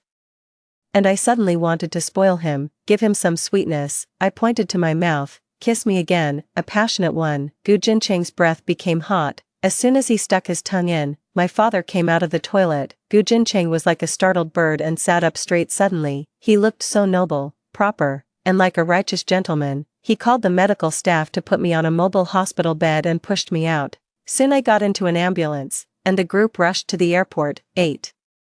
When Qin Yao was signing at the marriage registration window of the Civil Affairs Bureau, he held the signature pen for a long time without moving. Qin Xiangwei had already signed and was sitting next to him, urging him. "Qin Yao, what are you in a daze for? Hurry up and sign." Qin Yao suddenly tore the registration form in half, then in quarters, and threw it into the nearby trash can, saying, "This marriage is off." These simple 5 words instantly stirred up 1,000 waves. Qin Xiangwei widened her eyes, her voice shrill, and her face was full of disbelief. "What do you mean, Qin Yao? You're not going to fulfill your promise and marry me?" Qin Yao's irritable heart for the past 2 days suddenly felt relieved. "That's right, I'm not getting married. I can't stand Shally's stubbornness in pretending to be calm and easily saying she has let go. I have a premonition that if I sign, I will completely lose her in this life. I have to go back and find her." The look in her eyes when she looked at me for the last time before I left the ward made me so flustered. Qin Xiangwei was going crazy and blocked his way, not letting him leave. Of course you'll completely lose her if you marry me. Do you still expect to have both of us after getting married? Qin Yao ignored her at all and forcefully shook off Qin Xiangwei. He walked towards the door of the Civil Affairs Bureau with big steps. As he walked, he couldn't help but start trotting. He even thought self-moved. If Xiaoli knows that I'm willing to break my promise and come back to find her, she will definitely be crazy with joy, right? There's no way. After all, she's the girl I've spoiled since she was a child. Qin Yao took out his phone to make a call. The voice that came from the phone was, "Sorry, the number you dialed is temporarily unavailable." What was going on? Qin Yao dialed again, and it was still unavailable. Qin Yao got in the car and stepped on the gas pedal, rushing straight to the hospital. At the entrance of the hospital, he also bought a beautiful bouquet of roses. He thought that when Xiaoli saw the flowers, she would definitely cry and say she liked them. He never wanted to see Xiaoli's nonchalant expression again. He wanted Xiaoli to laugh and cry for him. All her emotions were only for him, with her heart and eyes full of only him, just like when she was a child. She didn't cling to anyone else, only liked to cling to him. The more Qin Yao thought about it, the more he became. Finally, he reached the door of the ward. He took a deep breath and suddenly pushed the door open. Before entering the ward, he used his magnetic and pleasant voice to create a surprise. Surprise, guess who's back? The next second, he found that the hospital bed was empty. Where was she? Qin Yao went to find the nurse. The nurse said she was transferred to a hospital in Hong Kong City. Qin Yao's heart sank suddenly. Hong Kong City? Why go to Hong Kong City? Could it be that she couldn't accept his marriage to Qin Xiangwei, and ran to Hong Kong City alone to be sad secretly? It must be so. She really wasn't as calm as she pretended to be on the surface. Qin Yao smiled. Little liar. I almost believed that you really let me go. Your acting skills are really something. But unexpectedly, the next second, a friend rushed into the ward and said, "Brother Yao, you were deceived by Qin Xiangwei. I just found out that the one who really donated blood to Xiaoli was a big shot from Hong Kong City. He made a condition to Xiaoli's father that Xiaoli had to marry him. Now he has taken Xiaoli away and is about to board the plane." Qin Yao's body swayed, and his mind went blank. The whole person was like a statue, roaring sharply, "Impossible, Xiaoli wouldn't agree. How could she agree to marry a man other than me?" After a long while, he finally ran out of the hospital, staging a life and death race, speeding all the way to the airport. 9. I didn't expect that even after being transferred to a hospital in Hong Kong City, I still couldn't escape Qin Xiangwei's harassment. She spent money to buy hot searches and called me a shameless slut. She said I had never seen a man in my life and was still clinging to Qin Yao and not letting go. When I needed panda blood to save my life, I promised everything. But after being saved, I turned my back on my promise. Who would dare to donate panda blood with their life in the future? Netizens who didn't know the truth all stood on Qin Xiangwei's side. They scolded me with all kinds of vicious words. However, Gu Jincheng responded to the crisis public relations even faster. The public relations department of Gu's group stepped in directly. They posted a video on the official Weibo of Gu's group. It was the surveillance footage of Gu Jincheng donating blood to me in the hospital. There was also the testimony of the hospital blood collection nurse. The one who donated blood to Jiangli was Mr. Gu. Qin Xiangwei arrived later. I told Qin Xiangwei that someone had already donated blood. Qin Xiangwei then tried to bribe me with money and asked me for the identity information of the donor. The public relations department of Gu's group also showed the bank transfer record. Qin Xiangwei contacted young Master Gu by phone. She thought young Master Gu was just an ordinary donor and wanted to pay him off. Young Master Gu wanted to see what trick she was going to play, so he gave her a bank card account. This is the 50,000 yuan she transferred. It's really funny that someone actually tried to pay off the young master of Gu's group with 50,000 yuan. By the way, let me reveal a piece of gossip to everyone. 3 years ago, young Master Gu had a car accident and was on the verge of death. It was Jiangli who risked her life to donate blood to young Master Gu. Now that Jiangli had a car accident and urgently needed panda blood, young Master Gu rushed to return this favor as soon as he learned about it. This two-way love is so sweet. Anyway, our company group is crazy about it. The situation reversed too quickly. The fooled netizens changed their stance. The online violence, like a flood and wild beast, smashed towards Qin Xiangwei, who is the real shameless slut. She dared to demand that someone marry her even though she didn't donate blood. Has she never seen a man in her life? Could a normal person make such an unreasonable request when donating blood? She must have been eyeing someone else's fiancé for a long time. Right, check her online accounts. I bet we can find some clues. I found her small account on a certain app. Sisters, go and check it out. There's a big melon. I was lying in the hospital bed, scrolling through the comments. The power of netizens was indeed powerful. I clicked on Qin Xiangwei's small account. It was really wonderful. Sisters, what should I do if I meet my true love in the Panda Blood Mutual Aid group? There's no childhood love that can't be forgotten. Only a heaven-sent one who doesn't work hard enough. Woo-hoo. He's engaged to his childhood love. Is it still too late for me to work hard now? Men are really animals driven by their lower bodies. He couldn't resist my kiss. There is no everlasting love, only eternal interests. My dad is so awesome. He has a business cooperation with his family. Now all that's lacking is a marriage alliance. It's a godsend opportunity. His little childhood sweetheart had a car accident. And now it's my chance. I thought that when I saw these words, I would be so angry that my whole body would tremble, but I was actually very calm. It turned out that once I let go of Qin Yao, I wouldn't feel the pain anymore. Qin Xiangwei tried desperately to delete those posts, but what was the use? Many netizens took screenshots and called her a mistress. Her reputation was ruined, and she couldn't cause any more trouble. However, it seemed that Qin Yao couldn't let go of me. He actually chased all the way to Hong Kong City. There were intense quarreling sounds outside the ward. Qin Yao wanted to see me, but Gu Jincheng wouldn't allow it. Gu Jincheng, you despicable villain, you actually tricked me into breaking off the engagement with Xiaoli. Xiaoli won't agree to marry you. I heard Gu Jincheng sneer, his voice cold and mocking. Didn't you say that you would agree to any condition as long as it could save her? Why are you losing your composure now that my condition is that she has to marry me? 10. I turned over and got out of bed, then walked out of the ward. I saw Qin Yao looking like a ferocious beast that had been provoked, with bloodshot eyes that were completely red. When he saw me, Qin Yao restrained his temper a bit and said with a sense of certainty, Xiaoli, come here, as long as you don't want to. I promise that no one can force you. Gu Jincheng didn't give an inch and stood in front of me to block him. I squeezed Gu Jincheng's hand to soothe his restless emotions. Then I looked at Qin Yao. Qin Yao, stop making a scene. Didn't you say that if there was a man who could donate panda blood to me at that time and the condition was that you had to let go and let me marry him, you would also make the same choice with a broken heart? You set the condition yourself, and we can't go back on our promise. Didn't I calmly accept it when Qin Xiangwei asked you to marry her? Qin Yao was left speechless and stared at me with his eyes wide open and full of anger.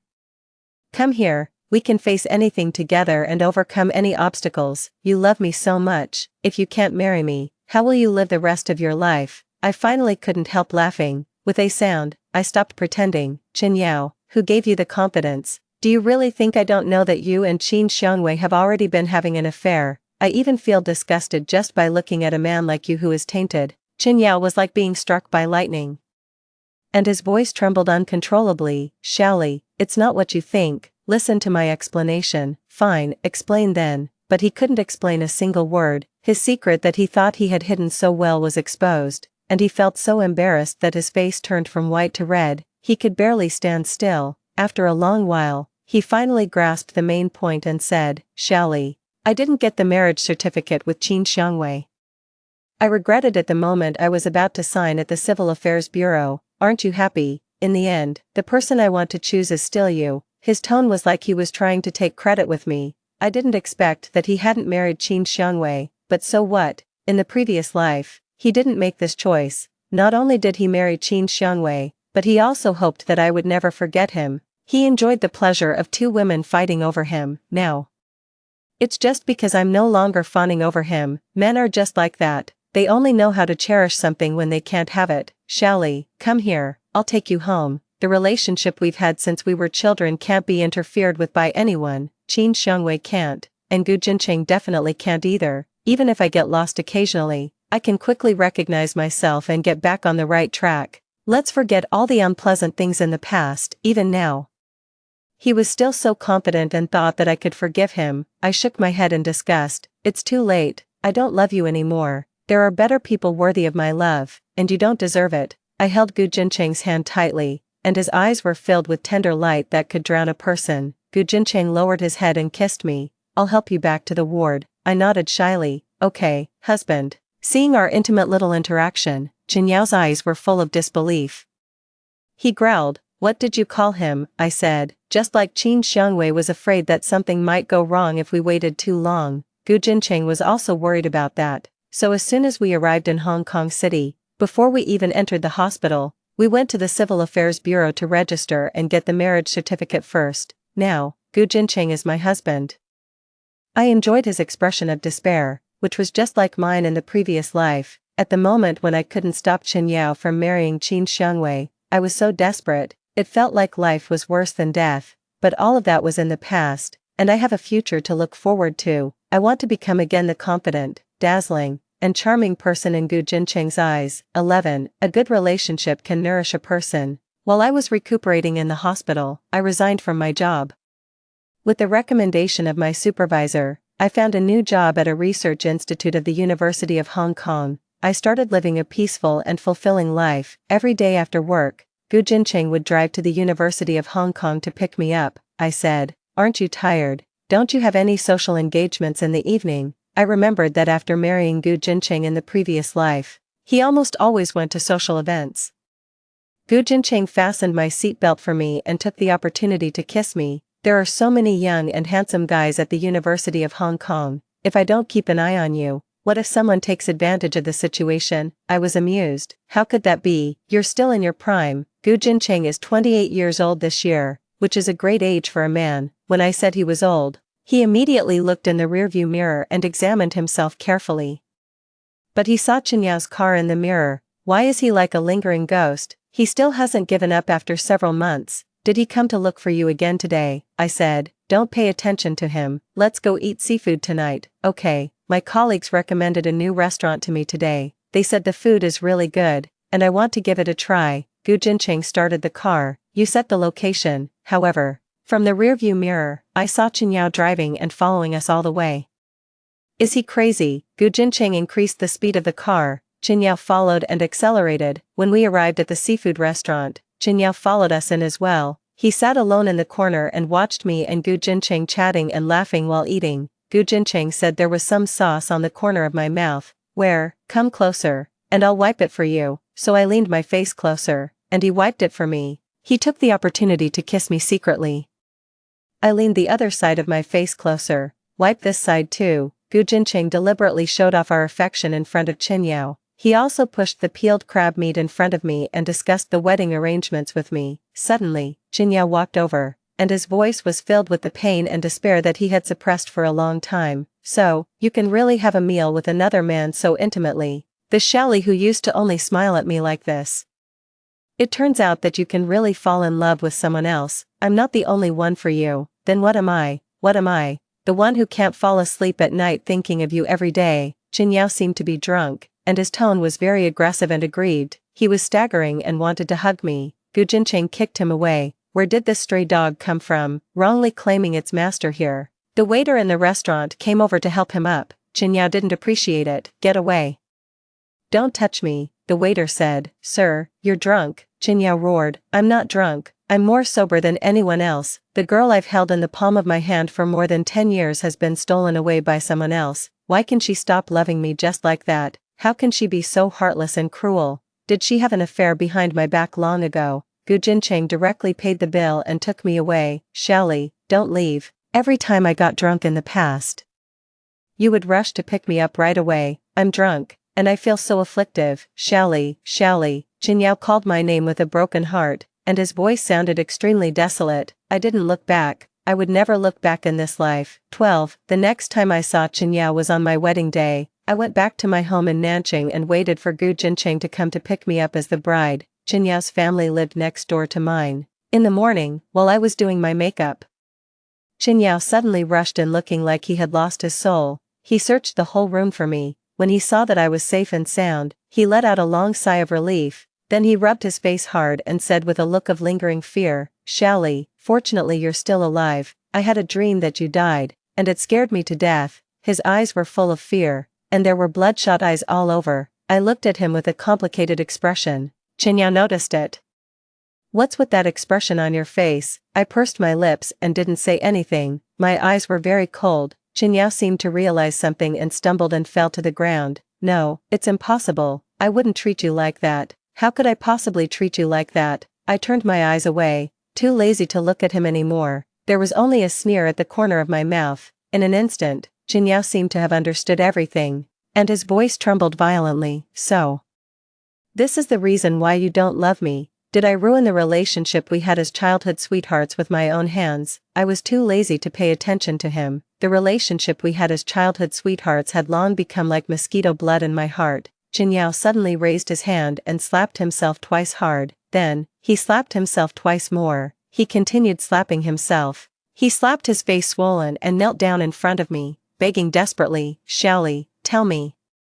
This isn't true, please, tell me, this isn't true, don't be like this, I'd rather you fell in love with someone else, I'd rather you had an affair with Gu Jincheng behind my back than you tell me this is true. I was wearing a wedding dress and standing in front of the mirror, looking at myself, confident and beautiful. I ignored him and walked out with both hands holding the skirt of the wedding dress. I didn't understand what he was begging for.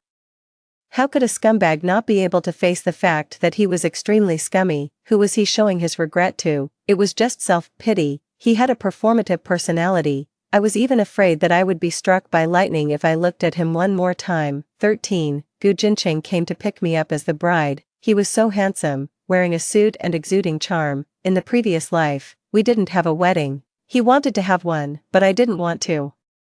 We both wanted to make up for the regret in our hearts. In the evening, we held a wedding banquet in Hong Kong City. The venue was decorated romantically and luxuriously. There were flowers, music, and a red carpet. Everything made people happy. After the wedding, we went to Tibet for our honeymoon. We were looking for the starting point of our fate. Gu Jincheng said that he wanted to establish a 24-hour independent panda blood bank across the country.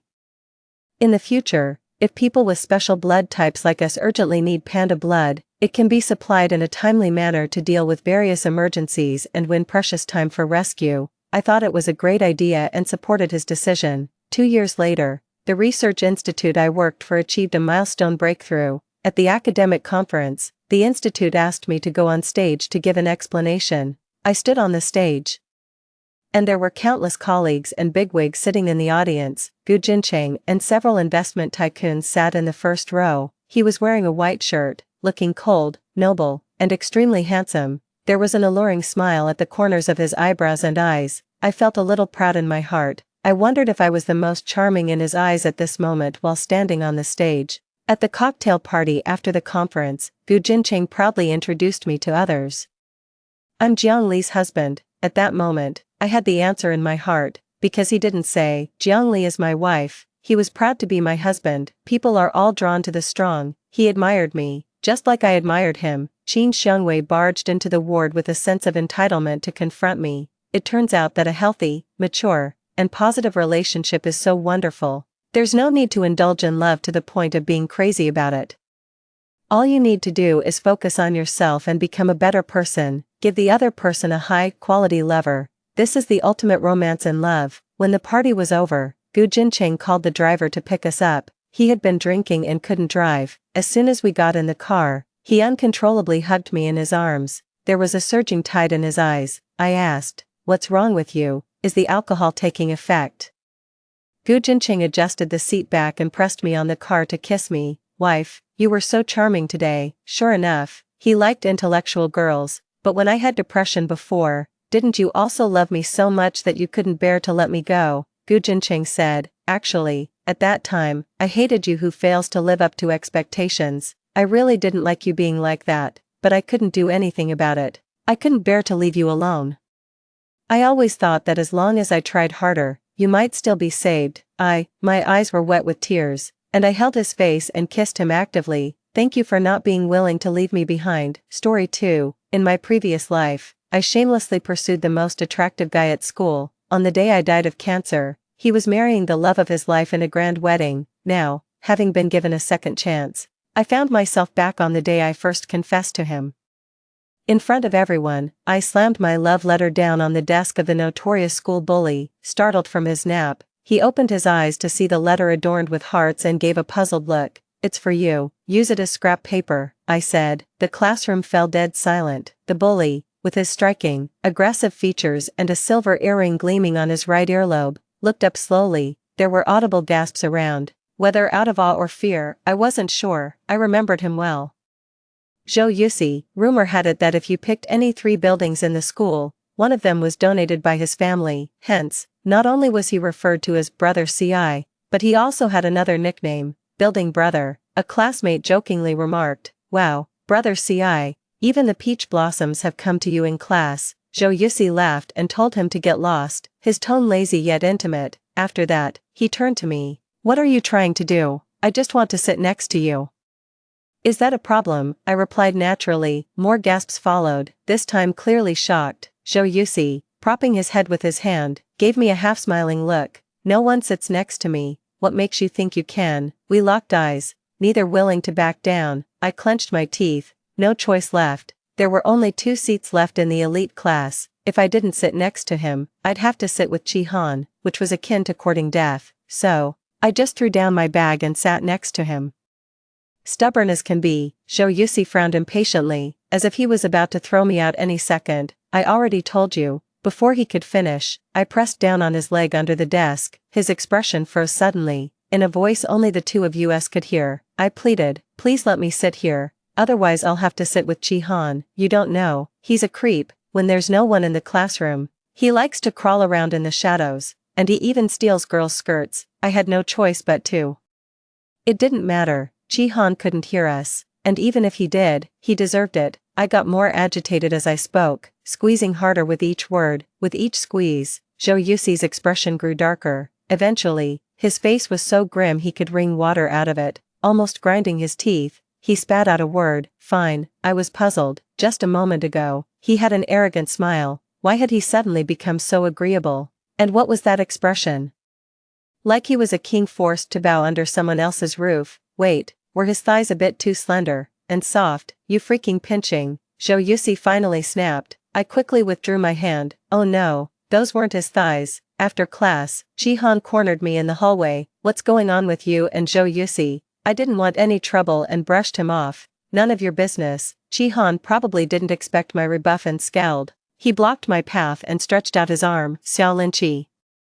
Zhou Yusi is not someone you can mess with. How could you send him a love letter?" Considering what had happened in my past life, my anger flared up suddenly. "What does it matter to you whether I provoke him or not? He may not be great, but he's still better than those who lead others on without accepting or rejecting them." Yes, if it weren't for Chi-Han giving me hope just when I was about to give up in my previous life, making me mistakenly think that just a bit more effort would be enough to win him over, I wouldn't have liked him for so many years. Chi-Han's expression turned ugly in an instant. "Xiao Linqi, what do you mean by that?" I crossed my arms and sneered coldly. "It means I'm criticizing you. Can't you tell?" Chi-Han's face grew darker, and just as he was about to continue speaking, I no longer wanted to waste my time with him. I quickly spotted Zhou Yusi not far away and waved my arms, shouting, "Brother CI." Under everyone's gaze, Chi-Han had no choice but to let me go. His last words in my ear were, "Xiao Linqi, I'm very disappointed in you."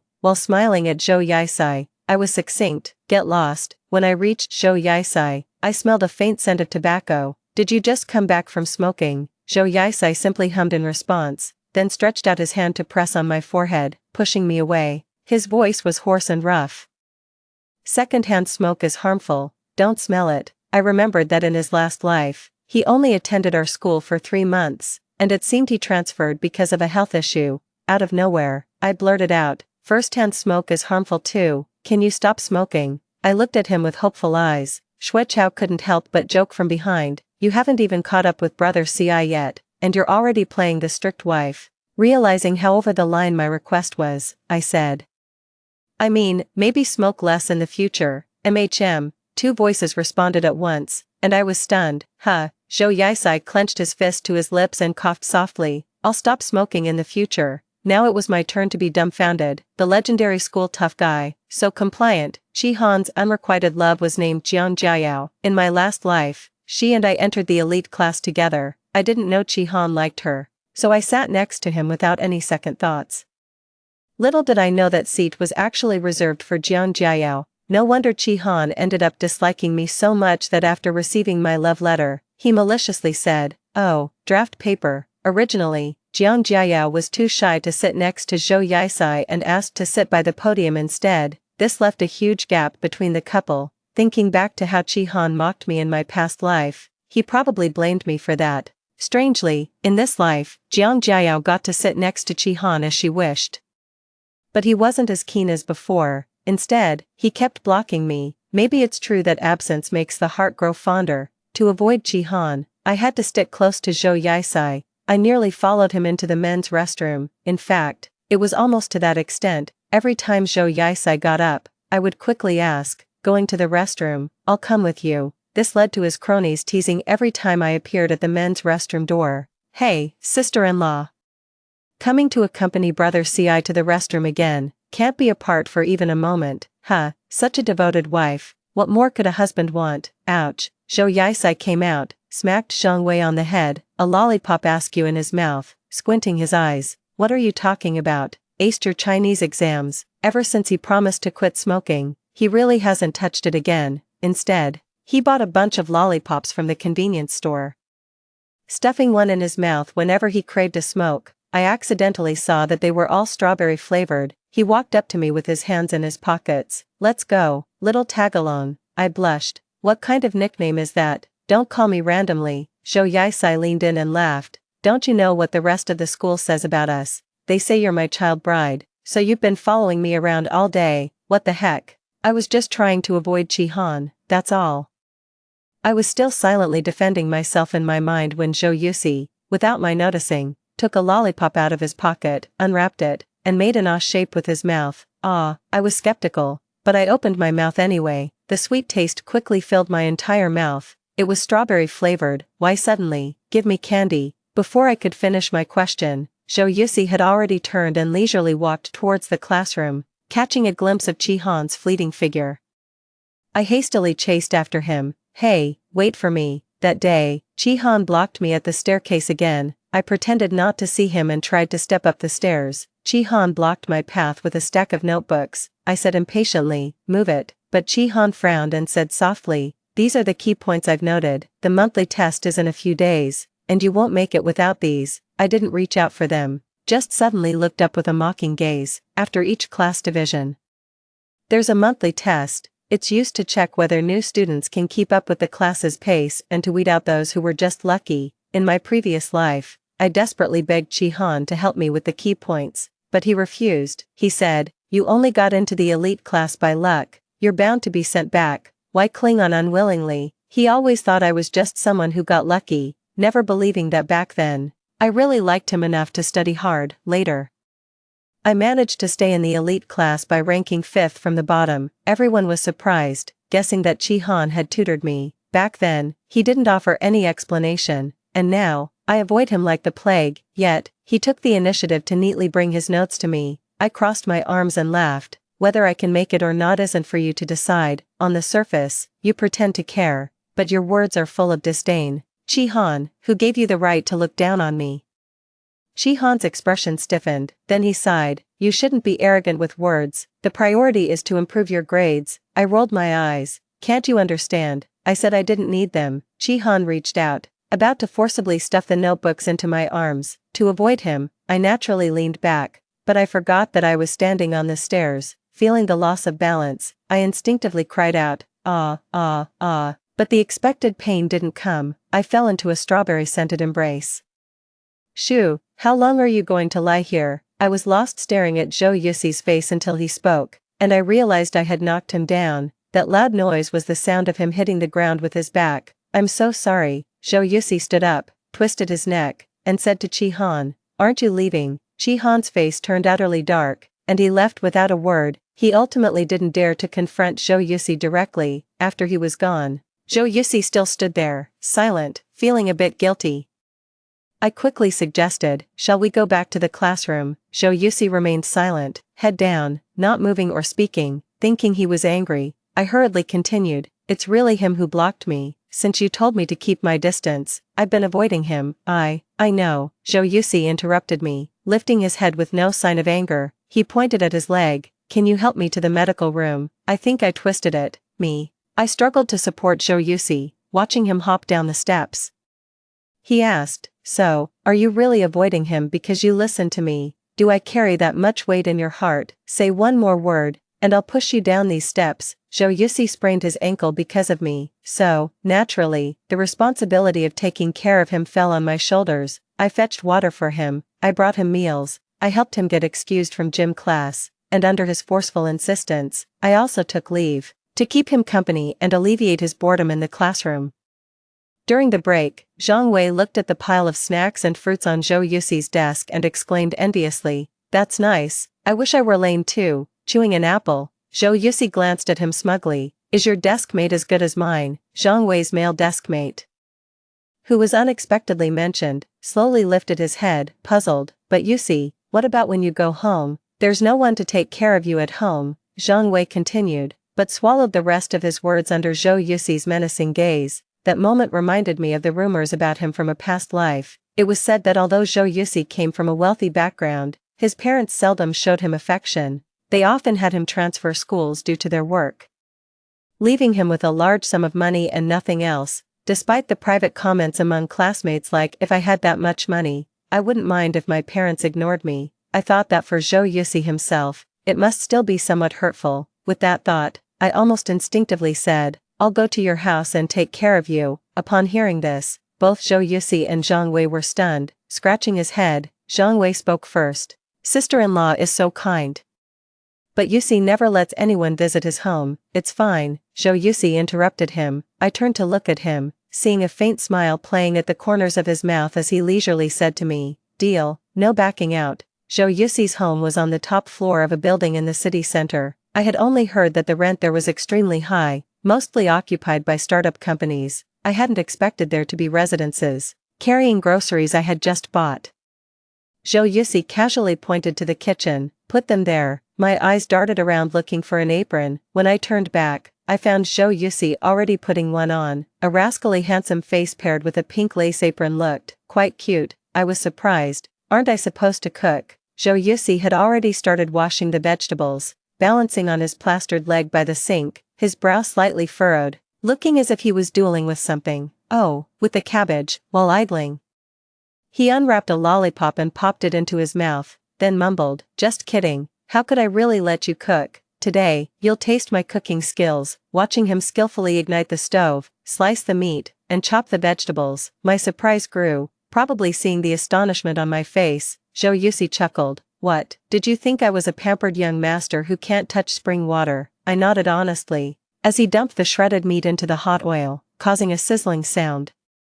Zhou Yusi said, "You know my family is rich, right? They also call me building brother. My parents are quite generous, but the moment I argue with them, they cut off all my allowances, even informing relatives and friends not to lend me any money. After one particularly fierce argument, they ignored me for half a year. I almost couldn't afford to order takeout.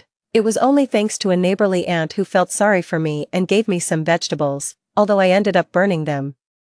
I couldn't even eat them. After that incident, I learned how to cook for myself." He turned back and smiled at me. "So, during that time, every time I saw the buildings they donated at school, I was so annoyed I felt like selling them just to buy some food." His expression was calm, showing no sign of pain or anger, but I always felt he was not really happy. Even the last joke seemed to be an effort to keep the mood from getting too gloomy. I opened my mouth but for a moment didn't know how to comfort him. After all, doesn't every family have its own set of challenges? Actually, I was about to speak when my phone rang. Seeing the caller ID, I frowned instinctively. After hesitating for a while, I answered the call. "It's so late, why aren't you home yet? Your brother wants to eat desserts from Panji, remember to pick some up on your way." "Are you mute? Speak up."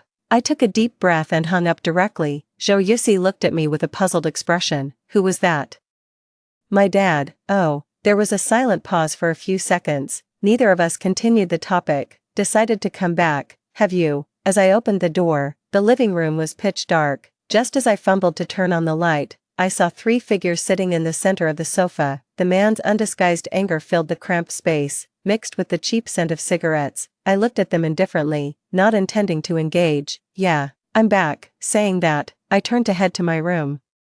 "Stop right there." Unexpectedly, my cold response was met with even greater fury. A glass cup whizzed past my ear, blocking my path, and then crashed against the wall. shattering into pieces, glass fragments scattered on the floor, reflecting my current expression, numb and tired. From behind, my mother's voice came, "Xiaoqi, what's been going on with you these past few days? Coming home so late every day, no one's cooking at home. Are you hanging out with some shady friends? Your dad is just concerned about you. Come here, apologize to him." I turned around, looking at my family of 3. If it had been my previous life, perhaps I would have been swayed by my mother's gentle persuasion and apologized without a thought, but having relived this life, I was acutely aware of the underlying message in her words. So it was actually about me not cooking for the family, wasn't it? How ridiculous. Just like when I received my own cancer diagnosis in my previous life. Scared and confused, I called home, and their first reaction was, "Why don't you tell your brother the bank card PIN before you go?" Later, I donated all my property to charity, and they, crazed, came to the hospital, even trying to drag me from my bed to change the will. "You ungrateful wretch, you'd rather give to strangers than to us. Your brother is getting married, we urgently need the money, and you gave it away to others." It seemed nobody cared about my dwindling time. Perhaps from that moment, I knew they never really loved me. Lacking love in my original family, I sought to find compensatory love in Shihan, but having never seen what true love looks like, the love I gave was clumsy and awkward. In my last life, I fell into such a vicious cycle, leading to a lifetime of tragedy. This life, I clenched my fist. "Speak up, mute. What about the panji you were supposed to bring me? I bet you were messing around with some man, so you forgot." I grabbed a cup nearby and threw it back at them, tit for tat. It was only fair. "You better watch your mouth." Seeing that I dared to lay a hand on their precious son, the other 2 were becoming restless. "Xiao Linqi, I think you've gone too far today. I need to teach you a lesson." The man rolled up his sleeves, stretched out his arms to grab me, although the cup didn't hit his face. Xiao Xiao, still startled, stood there cursing. "I heard she's been busy chasing after men at school. Some guy named Chi. How could she focus on her studies? Am I wrong? She's just chasing after some random men, and she even dared to hit me for one. Oh great. I actually raised a daughter without any shame. Look at me." The scene was chaotic. Before my dad could grab me, I sidestepped into my room and slammed the door shut. There was a loud bang as someone's head hit the wooden door. "Ouch, Xiao Linqi, open the door. If you dare, stay inside forever." I locked the door from the inside, ignoring the pounding on the door. About 10 minutes later, the pounding intensified, and there were even sounds of a hammer hitting the doorknob. At this rate, the door would be broken down in 5 minutes. "It's your choice. Come out by yourself or we break the door." I'm counting to 3, 2, I walked over and opened the door myself. "Good, you know better." My dad probably thought I opened the door out of fear. After all, in this household, the thing I feared the most was the countdown, because the moment the syllable 1 was uttered, it meant I was about to be hit, so he was surprised when he saw my calm expression. Dragging my suitcase, I walked past them expressionlessly. My mom quickly shouted, "Xiaoqi, where are you going?" Xiao Xiao sneered beside her. "Look at her, playing the runaway drama. Who do you think cares about you here?" Perhaps before, such blatantly malicious words would have hurt me, but not anymore. I turned around and said, "The suitcase and the clothes inside were all bought with the money I earned from my part-time jobs. Over the years, I've been working to pay for my tuition and living expenses, and I've given the rest to you. I don't feel I owe you anything. But if the court decides in the future that I need to provide for you, I will pay whatever is legally required. Until then, I hope we don't appear in each other's lives again. It's disgusting." With that, I dragged the small suitcase out the door. It's funny, I realized only when leaving that all the clothes I had were bought with my own money, and I didn't even have more than 5 sets of clothes. My words seemed to have stunned everyone. After walking a distance, disjointed voices of conversation followed. "Xiaoqi, what are you saying? Are you really leaving? Are you really so heartless to leave your mom and dad? Why stop her? I've always said, daughters are thankless, and all that nonsense about being the little padded jacket, I spit on that. Just let her go, Mom. I bet she won't last long and will come back with her tail between her legs." I clenched the handle of my suitcase and smiled. "We'll see how long I last."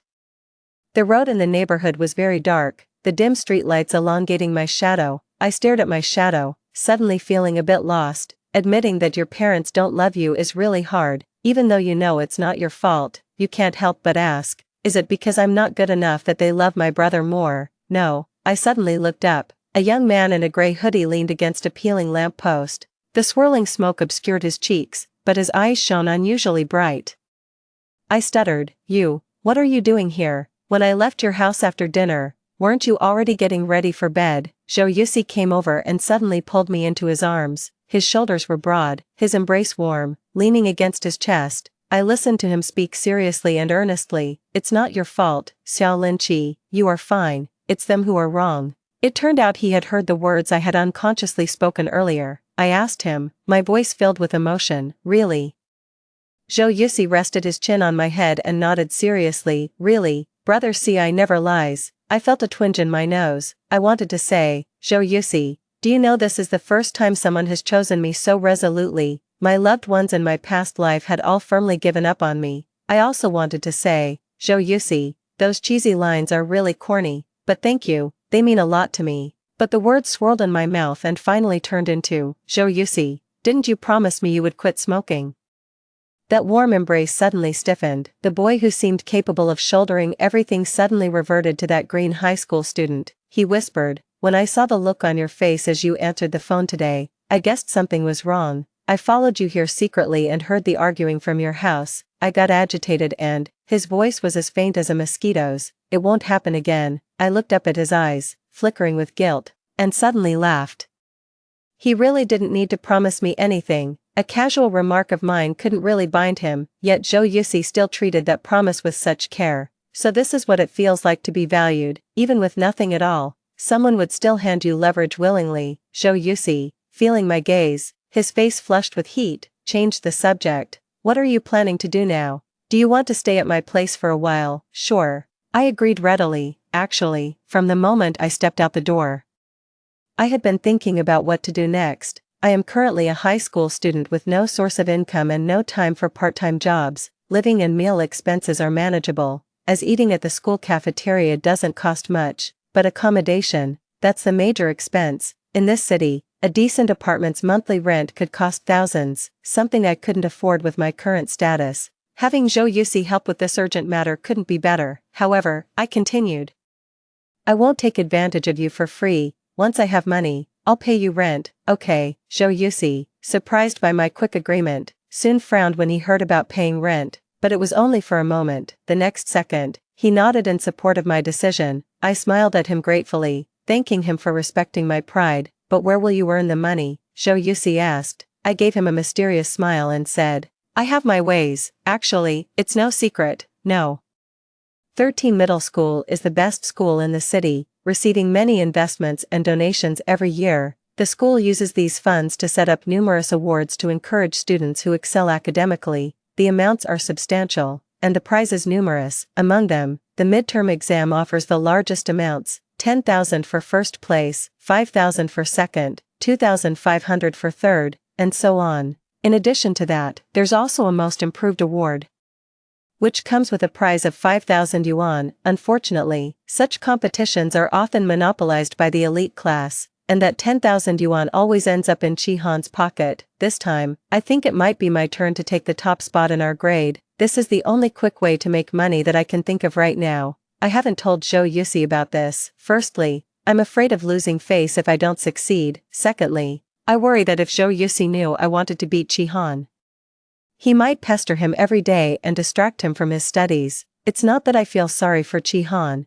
it's just that the kid likes to play dirty. Zhou Yusi is too kind and naive to outplay him. With 2 months left until the midterm exams, I've put in 10 times more effort than I did for my college entrance exams in my previous life.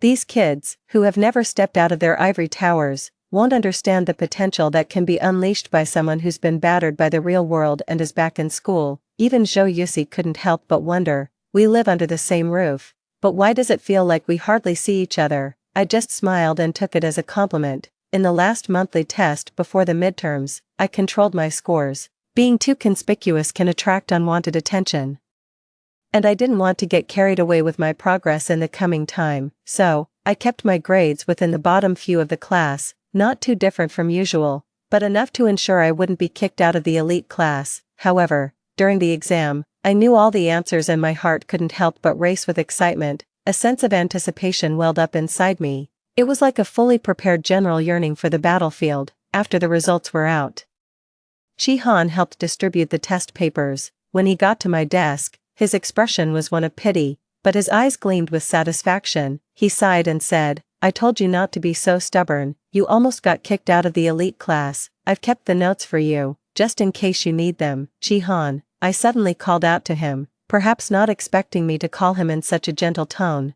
He was momentarily stunned and blushed as he responded, I didn't even look up. Just said indifferently, "Maybe you should consider adopting a child from the orphanage." Chi-Han was baffled. "What? You seem to have a strong paternal instinct. It would suit you." Chi-Han's face darkened completely, and it took him several deep breaths to calm down before he said to me, "Xiao Lin-Chi, don't push your luck. I really want to see how you handle the midterm exams." He wanted to say more, but then he caught a glimpse of Zhou Yusi entering the classroom, and after giving me a few glances, he finally walked away clenching his molars. Zhou Yusi sat down, frowning as he watched Chi-Han's retreating back, and asked, "Is he bothering you again?" I shook my head, waving the test paper in my hand. Zhou Yusi chuckled, snatched the test paper from my hand, and said with a smile, "You did well." He never had to worry about which class he was in, after all.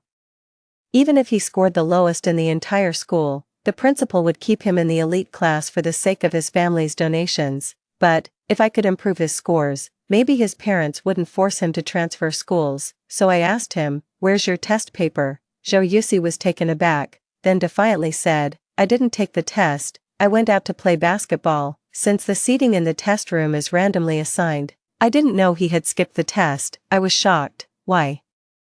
Zhou Yusi casually replied, "It's boring, didn't feel like taking it." I fell silent. Well, it looks like improving his grades is going to be a long and challenging task, but the teacher intentionally placed the students from the elite class in the same examination hall to prevent copying and cheating by students from the regular classes. So, unfortunately, Chi-Han, Jiang Jiayao, and I ended up in the same room.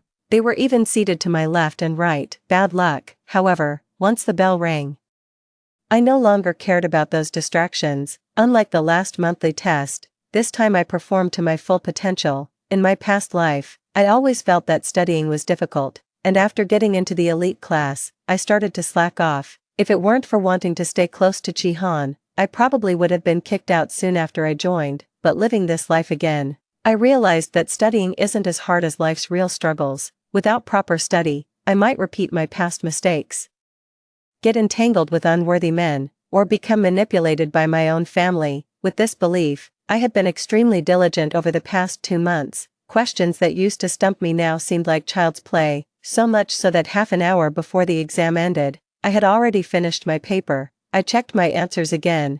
Chi-Han just put down his pen and gave me a skeptical look. As the bell rang and the teacher collected our papers, the crowd rushed towards the door. Chi-Han squeezed next to me, frowning, and said, "The questions were quite challenging this time, but even if you couldn't do them, you shouldn't just give up." I raised an eyebrow. "Difficult, you say?" I didn't feel that at all. Chi-Han's frown deepened, his tone filled with the superiority of a top student. "You might not feel it, but the last few major questions were indeed tough. The gap in the school rankings is going to widen again." "Hey, you." I silently rolled my eyes and walked past him, brushing his shoulder as I left the classroom. Such confident statements make my brain shrink if I listen any longer. In the subsequent exams, I always finished a half hour before Chi-Han. After the last exam, Chi-Han sighed repeatedly at me. "Let me talk to Teacher Wang and plead for you to stay in the elite class. How about that?" I laughed. This person is really strange. In my past life, would he have thought to plead for me? No,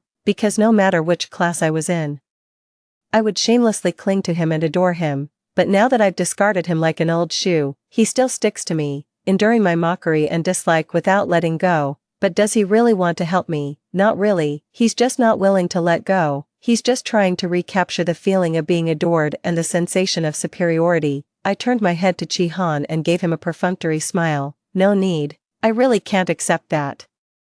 Midterm exams always resulted in the posting of the red list. It displayed the rankings of the entire school, pinned up on the bulletin board in the corridor. Because this exam was very important, the teachers corrected the papers within just 3 days. On the day the results were posted, I went to the school store to buy water but saw a group of people crowded around the red list, buzzing with discussion. "It can't be.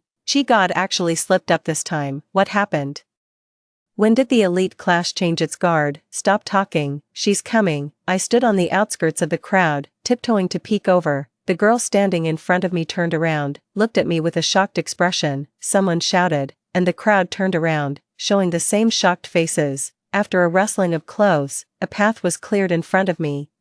Is it really that exaggerated? It seemed almost rude not to go in. Under everyone's gaze, I walked up to the red list and my eyes widened. In the largest title, in the boldest font, it clearly stated, first place, Xiao Linqi. Did I really score higher than Qi Han? Yet, that wasn't the most shocking part. Below my name, the one who followed wasn't Qi Han. Instead, it was Zhou Yuxi. Second place, Zhou Yuxi. Third place, Qi Han. The once unbeatable legend now only managed to secure third place. No wonder it had drawn such a large crowd. Especially since the ones in front of him included a love-struck fool who had just moved to the elite class for love, and a school tyrant who had bought his way in. Make way, a familiar voice rang out, and I instinctively turned my head to see Qi Han's gloomy face. I turned back to look at the honor roll and suddenly found it amusing. He was right in a way, the gap had indeed widened, with Zhou Yuxi pulling ahead by 10 points, and me by a full 20 points. Just then, a sharp pain at my wrist made me turn back. Qi Han had approached me at some point, fiercely grabbing my wrist, his teeth clenched as he said, "Is this amusing to you?" I was baffled. "If you're referring to me taking first place, then yes, it is quite amusing. Knocking you down a peg feels great." The crowd of onlookers grew, nearly blocking the entire corridor. At that moment, Qi Han growled in a voice neither too loud nor too soft, "Even if you cheat, you should have a limit. What's the use of stolen scores?" Everyone gasped. The news exploded through the crowd, and whispers reached my ears unabashedly. How could she possibly score first? Just as I thought, during the exam, Qi Han seemed to be sitting with her. He must have seen something. It's likely she cheated and Qi Han witnessed it, yet shamelessly scored first. No wonder Qi Han is so furious. Listening to the public condemnation, I scoffed. Oh, they've even fabricated the entire process now. "Do you have any proof?" Qi Han, grinding his molars, replied darkly, "Xiao Linqi, you might fool others, but not me. How could you improve so much in 2 months? Who leaked the questions to you? Was it Zhou Yuxi? That must be why he came second." The crowd inhaled sharply in waves, the murmurs grew louder. "That explains how both of them could score first and second. Yeah, Zhou Yuxi's family is so wealthy, it's not impossible for him to bribe the teachers. He got the answers and then passed them to Xiao Linqi. They are desk mates after all. How could both of them improve so much at the same time? There must be something fishy. Now I understand how rumors start." I suddenly broke free from Qi Han's grip, hugged my arms, and said with a laugh, "Can't you handle the setback? Are you losing your mind over this? Qi Han, you'd better get used to it because from now on, I'll beat you in every exam. You might as well start saying goodbye to being the top student." With that, I turned to leave, but Qi Han persisted, calling out from behind, "So, you still refuse to admit it?" His accusation made me laugh. "Don't just talk, where's your proof?" The crowd fell silent for a few seconds, all eyes on Qi Han. His expression darkened, and then as if making a resolution, he shouted, "I saw it, Xiao Linqi. I personally saw you cheating." Oh, Qi Han can be so foolish. If only he had claimed I memorized the answers in my head. Cheating, copying from small slips of paper. Couldn't they just check the surveillance cameras? Until our teacher, with a constipated expression, told us the exam room's camera was broken. The way he avoided eye contact made it clear he was going to protect Qi Han. After all, Qi Han had been the perennial top student, still the teacher's darling despite not being first this time. So the teacher would rather lie than let people know Qi Han had desperately lied. But why should my reputation suffer for his wrongdoing? I was accused of cheating without any evidence, but the testimony seemed to solidify the claim against me. Just then, a lazy voice drifted in from outside the office. "Even a simple camera breaks so easily. I'm starting to wonder if my dad's investment is just being embezzled by the school board. Makes me question if it's even worth building another building for this school." Surprised, I turned around and saw Zhou Yuxi walking over, hands in pockets. From among the onlookers, sweat was clearly visible on the forehead of our homeroom teacher. Stuttering, he asked, "Why are you here?" Zhou Yuxi pursed his lips and said, "Didn't someone claim that the second place I worked hard for was achieved through cheating? I came to see who dares to stir up trouble." The teacher wiped his forehead with his sleeve and said sheepishly, "We're not talking about you, We're discussing the matter concerning student Xiao Linqi. Oh, Zhou Yusi smiled. You say she cheated, so where did she get the answers from? The questions are set by renowned teachers from the province, she had no access to them. The only possibility is that she got them from me, right? The teacher fell silent. Zhou Yusi was right. I neither had the connections nor the money to buy answers from the question setters. The most believable rumor now was that Zhou Yusi had bribed a teacher and shared the answers with me, but pinning the blame on me versus on Zhou Yusi was a completely different matter. I knew very well that Zhou Yusi was determinedly linking us together to leverage his family's influence over the school. Grateful, I shot him a thankful look. The teacher's face grew sweatier as he saw the situation unfavorable for further pressing us, so he turned to Chi Han and asked, Chi Han, tell the teacher, did you really see Xiao Linqi cheating? Maybe you were mistaken, and it's all just a misunderstanding. His tone was coaxing, almost suggestive, but at this stage, Chi Han couldn't possibly back down. Clenching his teeth, he insisted, I saw it with my own eyes. The teacher fell silent, his gaze shifting back and forth between the two groups. Unsure of how to proceed, since he had already mentioned that the camera was broken, to now say it was fixed would expose his hypocrisy. He couldn't allow his authority as a teacher to be undermined. Chi Han also grasped this point, which is why he stubbornly refused to give in. Just as the standoff continued, a clear female voice suddenly came from the door. I can testify. My heart sank bit by bit as Jiang Jiayao walked into the office. How could I forget about her? She and Chi Han were sitting on either side of me at the time. If she now corroborated Chi Han's story that I cheated, I would truly be unable to clear my name even if I jumped into the Yellow River. Zhou Yusi, sensing my distress, subtly hooked his little finger with mine where no one could see. Don't panic. Whether it was his reassurance or not, my heart calmed down. In contrast, Chi Han's eyes sparkled. Seemingly certain that Jiang Jiayao would support him, the teacher asked, Jiang, what testimony do you have? Jiang Jiayao looked at Chi Han, then at me, and finally took a deep breath as if mustering courage, and said, I can testify that Xiao Linqi did not cheat. What? Chi Han was also stunned. He was the first to react, desperately stepping forward to grab Jiang Jiayao's clothes and shouting, what are you talking about? Zhou Yusi's eyes narrowed, and he stepped forward to grab Chi Han by the collar. Forcing him to retreat, the scene became chaotic, interspersed with the teacher trying to mediate. Hey, no fighting. Jiang Jiayao looked terrified. Her face pale, but still, she bravely stood by my side and said, I was sitting right next to Xiao Linqi at the time, and I can assure you she did not cheat. She was solving problems so quickly that I was a bit surprised and ended up watching her more closely. I can assure you, she never pulled out any cheat sheets or engaged in cheating throughout the entire exam. After she finished speaking, the whole office fell silent.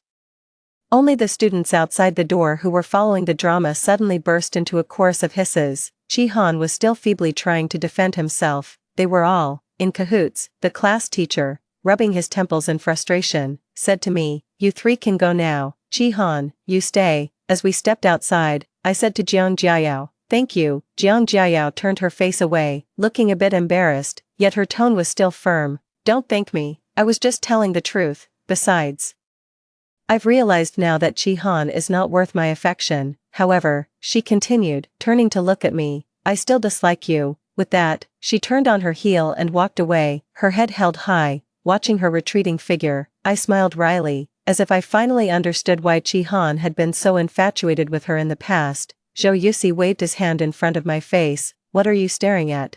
I came back to my senses and shook my head. Nothing, just thinking, she's braver than me.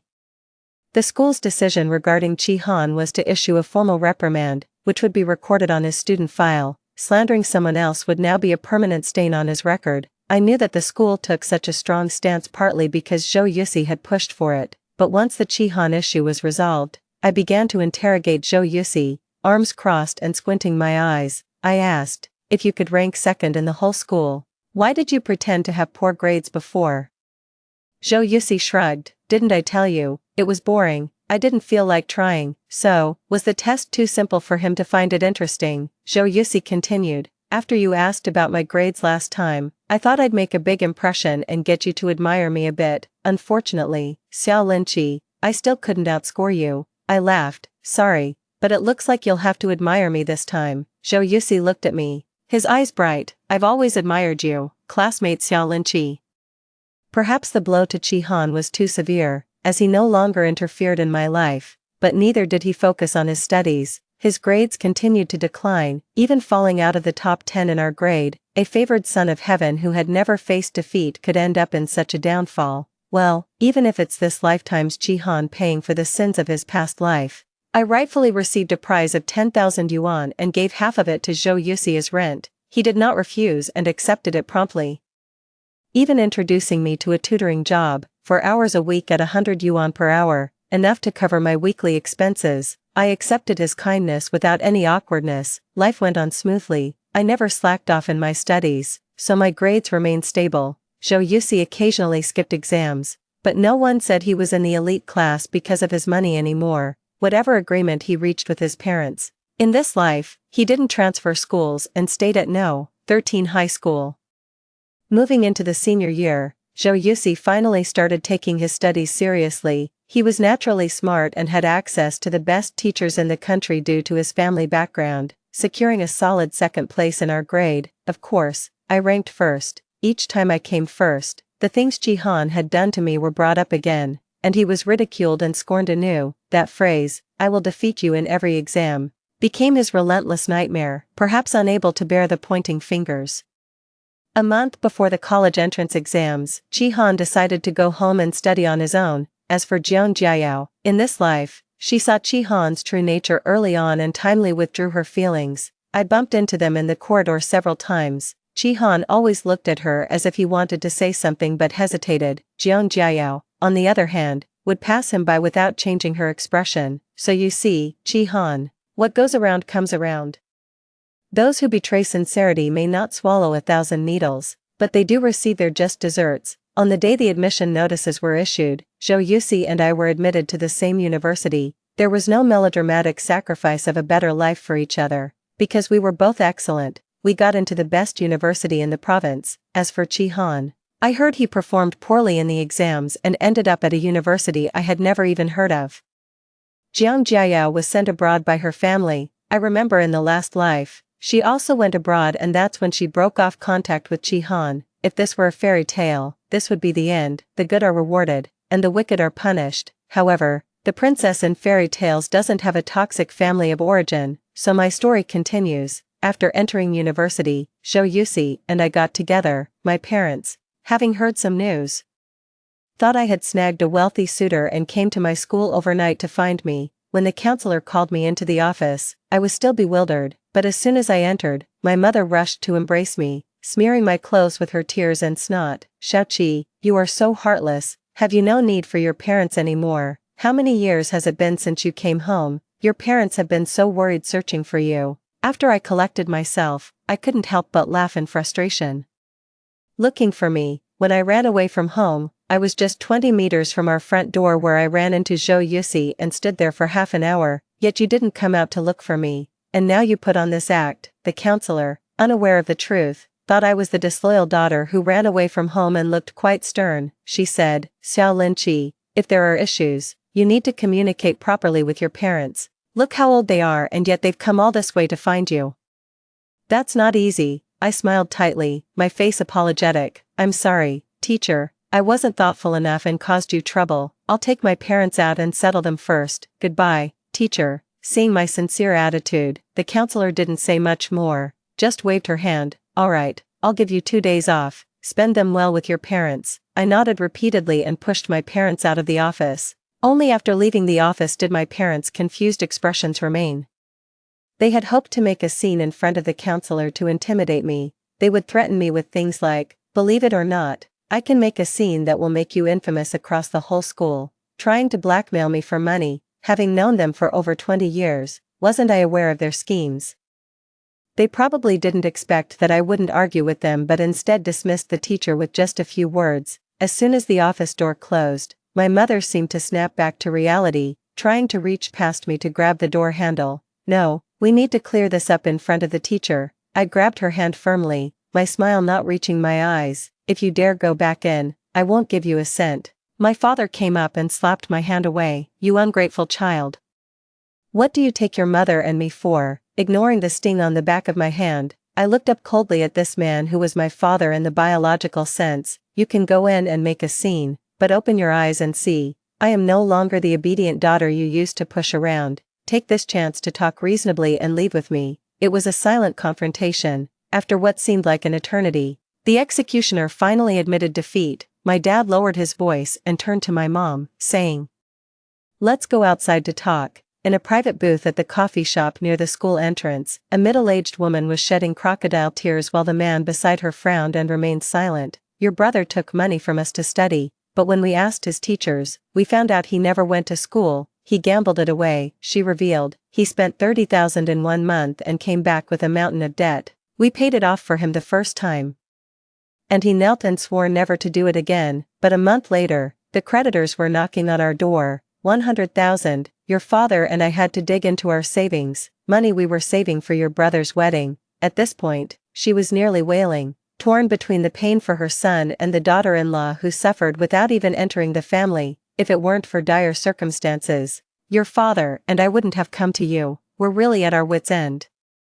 I slightly furrowed my brows. "Have you sold the house or the car?" Her crying stopped abruptly. Both of them looked up at me in astonishment. I continued calmly, "It seems you haven't sold them. Is this what you call being at your wits' end?" My dad, feeling as if his deepest fears were exposed, suddenly burst into anger in a state of extreme guilt. "You ungrateful child, what do you mean? Do you expect your mother and I to be homeless before we can ask for your help? Should I, your father, kneel before you?" "Go ahead," I interrupted, articulating every word. "You said it, so follow through. Kneel, anyone can talk. Who are you trying to morally blackmail here? Fine, you've grown wings." His face turned from blue to white, and finally, he sat down with a dark face. I shifted to a more comfortable position and chuckled lightly. "You both keep asking for my help, but I'm just a college student. Where would I get the money?" The couple exchanged glances, and the room fell into a brief silence. After a while, my mom tried to lighten the mood with a forced laugh. "Xiaoqi, you can stop hiding it from us. Your father and I heard that you're dating the young master of Zhou Group.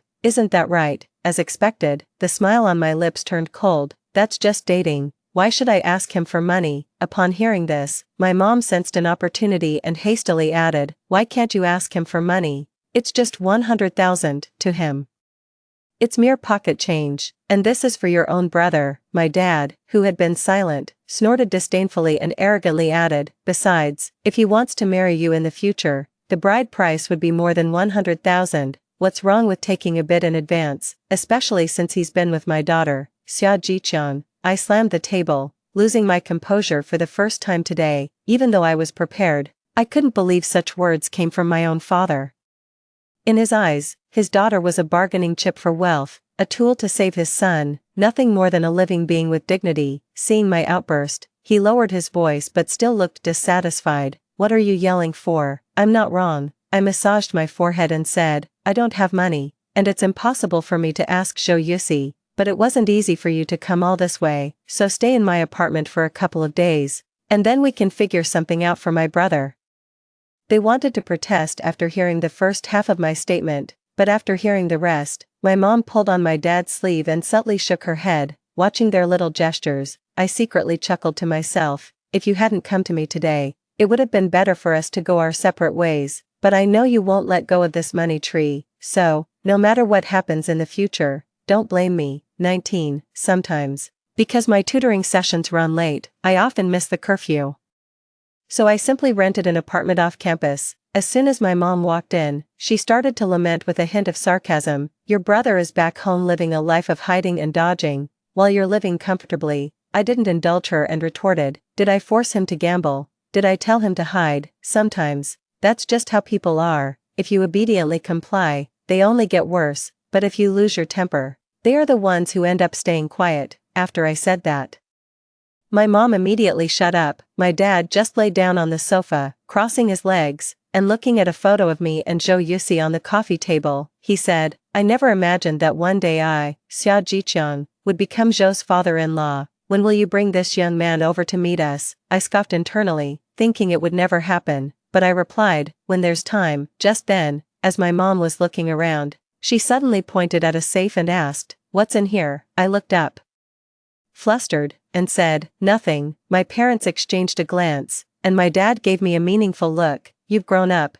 keeping secrets from your parents now. I didn't respond. These days, as I was busy with classes, my parents just stayed in the apartment, eating and drinking. Occasionally, they would see me and ask me to find a way to gather money for my brother. One day, as soon as I entered, I saw the dining table filled with gift bags.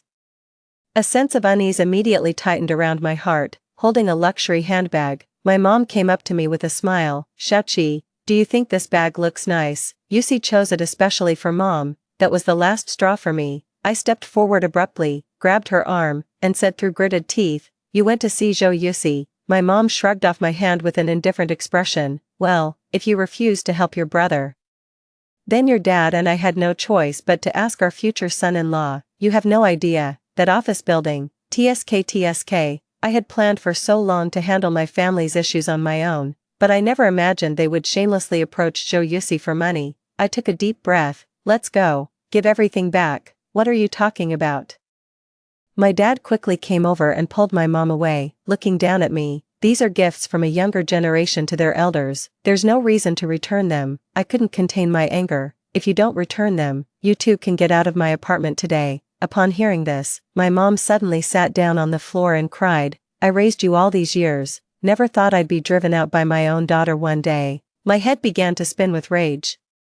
I couldn't imagine what embarrassing and vulgar things they might have said to Zhou Yusi, nor could I imagine how Zhou Yusi would view me now. Uncle, Auntie, what's going on here? Suddenly, a male voice appeared behind me. I turned sharply, facing Zhou Yusi's puzzled, smiling face. It's nothing. Seeing Zhou Yusi had arrived, my mom quickly got up from the floor, dusted off her clothes, and chuckled. I was just playing around with Xiaoqi. Come in, have a seat. I looked down at his shoes, biting my lip. So embarrassing. I just felt an unprecedented level of embarrassment. I had wanted to handle things on my own. I didn't want him to think less of me. Let's go. A warm hand wrapped around my shoulder, guiding me towards the living room. No crying now. The show is just beginning. I suddenly looked up. What did he mean? 20, in the safe in my apartment. I had placed 30,000 yuan. My original plan was for them to notice this money and steal it by breaking the lock. We've installed a pet camera in the living room. When the evidence is in hand, I'll be able to use the threat of calling the police to force them out of my life. However, I didn't expect Zhou Yusi to get involved midway. My parents were ahead, busy cutting fruits and wiping the table, trying to make a good impression in front of Zhou Yusi to secure this golden bachelor, but he was behind, whispering to me in a voice only the two of us could hear, you prepared so much, how come you left me out? I was surprised. You knew. Zhou Yusi raised an eyebrow. I've had my suspicions since the day you bought that old-fashioned, insecure safe. Who would choose such a thing unless they wanted it to be easily broken into? There's obviously no pet at home, yet you bought a camera. I was wondering why until your tutor told me your parents were visiting, and then everything made sense. I suddenly felt a wave of relief. Thankfully he had guessed, and I'm grateful for that. He didn't think less of me, and it didn't create any distance between us. More importantly, I wasn't alone in carrying this painful burden anymore. But then, I suddenly asked, puzzled, if you knew all along, why did you still give them gifts? Zhou Yusi smiled mysteriously and held me tighter. I know you're willing to do anything to get rid of them, but I wouldn't want you to tarnish your reputation by reporting your own parents. Let me handle this. I stared at his face, dumbfounded, moved, surprised, and overwhelmed. Various emotions swirled in my chest. Finally, it all came down to one sentence. Okay, I trust you. For the past few days, my parents have been treating the Zhou Corporation building like their own home, visiting every other day. Each time they returned, they brought back a pile of luxury gifts.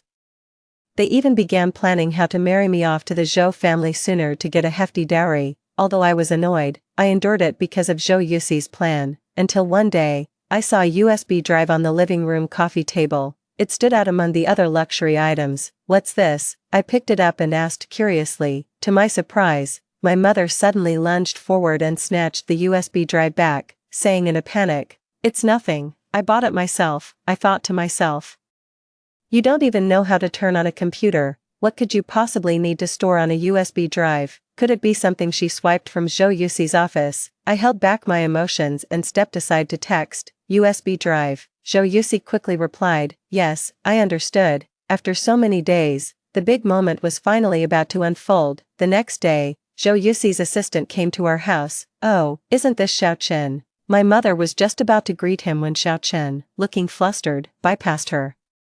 Miss Ya, the boss sent me to ask if you've seen this item. He pulled out his phone, and the screen clearly displayed the USB drive I had seen the day before. From the corner of my eye, I saw my mother's expression stiffen instantly. I didn't answer directly, but instead asked, "What happened?" Xiao Chen wiped the sweat from his forehead and said, "This contains our company's trade secrets, which have always been carefully stored in the boss's office. We couldn't find it today when we needed it for a meeting, so the boss sent me to see if it's been left at your house." As soon as he finished speaking, my mother couldn't wait to interject. Is that very important?" Xiao Chen said. "Of course, it's crucial, Auntie. This is a project worth several billion. If it falls into the hands of our competitors, it would be disastrous." My mother's face turned pale, and she was at a loss for words. "I'll look for it," I replied. "Contact Zhou Yuxi if you find it. You can go back first," I said to Xiao Chen. After he left, I turned around and asked, "The USB drive you took home yesterday, was it the one Zhou Yuxi lost?" My mother nodded frantically. "Yes, where is it now?" "I gave it to someone." I suddenly raised my voice. "What did you say?" My mother patted her chest and gave me a displeased look. "Why are you yelling?" "It's just that, these past few days, your father and I met a young man. When he heard I was Yuxi's mother-in-law, he asked if I could show him the drive." I was almost driven to tears by her foolishness. Just because someone asks, you gave it to them. Do you realize this is stealing? But they paid for it. 200,000. Think about your brother's situation still being unresolved. Yuxi has given many gifts recently, but never cash. I can't just sell my bags to save your brother. Besides, with the 200,000, half can be used to pay off debts. And the other half can buy your brother a car. Isn't that great? I closed my eyes and took a deep breath to hold back the swear words rising to my throat. Why can't I sell the bags? Clearly, she wants both the bags and the cash. It all boils down to one thing, vanity. At that moment, my father was also drawn out by the noise, still putting on airs. He commanded, "It's just whatever drive, just get someone to ask for it back. What's the big deal about making such a fuss here?" I held my forehead and sighed. "Didn't you hear what Xiao Chen just said? It contains commercial secrets. Even if we get the USB drive back, the contents have surely been copied by now. It's like throwing away billions. Do you understand? When they find out it was you who stole it, we will have to call the police, and you will go to jail. Do you understand?" Hearing the word jail, my mother collapsed onto the sofa muttering, "How can it be so serious?" Suddenly, she lunged toward me. "Xiao Qi, you have to save your mom and dad. Your brother is still in trouble. We can't afford to go to jail. Please beg Yuxi for mercy." I showed a helpless expression. "It's a big project. It's not something Zhou Yuxi can decide alone. Above him, there's his father and the board." I grabbed her wrist. "Mom, let's turn ourselves in. Maybe we can get out sooner." "Impossible." My mom pushed me away. "What self-surrender? Are you crazy?" She then turned her gaze to my dad. "Old man, say something. We can't go to jail." Unexpectedly, my usually irritable dad calmed down, sighed, and said to me, "We were wrong, and we must admit it, but we really can't face Yuxi now. Could you please invite him here now? We will apologize to him in person. As for what happens next, we'll leave it to him." Before he could finish, my mom showed an incredulous expression. "Xia Jiqiang, are you crazy? You want to go to jail?" "But I don't. I'm too old. I might just die in there. Why should I?" Slap. A slap rang out crisp and loud. My dad, pointing to my mom who was knocked to the ground, scolded, "In front of our daughter, we must own up to our actions. Consider it the last lesson we give her." Not wanting to watch this drama any longer, I turned and grabbed the door handle. "All right, I'll go get Zhou Yuxi." 2 hours later, I returned home. I had ordered takeout in Zhou Yuxi's office and brewed a pot of tea. Finally, leisurely, I brought him back home. Upon opening the door, as expected, they had already vanished. They were so hurried they didn't even have time to pry open the safe, saving me 30,000 yuan. "It's really you who understands them." Guessing they would run, I chuckled lightly, with a mix of mockery and reflection. From now on, they would probably avoid me at all costs, never again coming to cause trouble willingly. "That USB drive, is it okay?" Zhou Yuxi shook his head. "No worries. It contained fake information. If the Liu family believes it to be true, they'll just fall into our trap. Instead, it works to our advantage," I said with a smile. "Director Zhou, This move of yours really kills two birds with one stone, excellent strategy. Zhou Yusi raised his eyebrows slightly. Do you admire me a lot? On his face, which still carried a carefree arrogance, I seemed to see the boy from many years ago. I said, I always have. Classmate Zhou Yusi, extra story, today. During a hospital inspection, I encountered a couple causing a scene. Hospital disturbances are not uncommon, but everything changed when I saw the patient's name, Xiao Linqi. It's not a very common name, so I was almost immediately sure it was her. On a whim, I had Xiaochen look into what had happened. It wasn't long before he reported back. So, she donated all her money, and her parents disagreed, I asked. Xiaochen nodded. That's right, boss. I fell into deep thought. Reminded of the days when I was still in high school, back when my parents were busy with their business, they often had me moving from one school to another. Sometimes I'd be at a school for a few months, other times, it could be half a year. As a result, I hardly ever made any friends. While studying in City A, I stumbled upon a secret hideout. It was an abandoned factory that grew incredibly dim at dusk. At night, it was so dark you couldn't see your hand in front of your face. But I loved that darkness. It became my refuge on days when I had nowhere else to go after school and didn't want to go home. One day, as I sat there lost in thought, I heard footsteps accompanied by the sound of a girl crying. I really don't have any money. Please let me go, she pleaded. Under the moonlight, I could vaguely make out a stocky figure who retorted, who only carries $5 nowadays. Stop pretending and hand it over. Another, thinner boy said, Boss, it's really dark here. And there are rumors about ghosts. Maybe we should leave and find someone else to rob. Stop wasting time. We'll get the money faster and then we can go online. Finding someone else would waste too much time. The leader snapped back, then turned to pressure the girl again to give up her money. But the girl kept insisting, I really don't have any money. My parents don't give me any. Clearly annoyed, the leader continued, no money. What about that red string around your neck? What's hanging from it? Some jade. Hand it over. Summoning courage from somewhere, the girl refused. No, this was left to me by my grandmother. As the stocky boy reached out to snatch it, a struggle ensued. Normally, I never interfere in these matters, but maybe because I was in a good mood that day, I suddenly felt compelled to intervene. I picked up a rock from the ground and threw it at them. Ouch. The rock missed the stocky boy and hit the thinner one instead. He screamed. There's a ghost, a real ghost. Annoyed by his shouting, the leader yelled, What are you screaming about, boss? It's true. I got hit by a ghost. Feel my head, it's swollen. The thin boy trembled, though the leader tried to act tough. His voice shook. Nonsense. There's no such thing as ghosts. Ah, another stone hit him right in the forehead. Stuttering, he said, I was hit by a ghost too. Lucky day for you. We're out of here. With that, they fled the factory. I folded my arms, leisurely watching the girl who still stood there, half expecting her to scream and run away too, but she didn't. Instead, she opened her arms and groped her way towards me, saying, Kind person, thank you. I raised an eyebrow. A materialist, perhaps. As she nearly reached me, I felt compelled to stop her. Stay there. She obediently halted, but before she could steady herself, she tripped over a stone and fell to the ground. Probably new to the factory, she wasn't used to the darkness. And now everything before her was pitch black. She didn't get up, likely still pondering why I asked her to stop, so she stayed put, unsure whether to advance or retreat. I sighed. Why was she so clumsy? Sitting on the ground, she looked up, trying to make out my face in vain. What's your name? She asked. Do you also go to middle school? No. 13. I didn't respond to her but simply extended my hand and said, Get up. She seemed not to notice my hand reaching out. Instead, she misheard my words. Chi-Han, the Chi-Han from the elite class, who, I opened my mouth to respond but ended up not contradicting her. Subconsciously, I didn't want to get too involved with the people here since I knew I'd eventually leave, so I withdrew my hand and said indifferently, I'm leaving. With that, I strode away. The girl called out from behind me, Chi-Han, thank you, I will come to find you. I later recognized her because she became known in the school as someone who constantly followed Chi-Han around.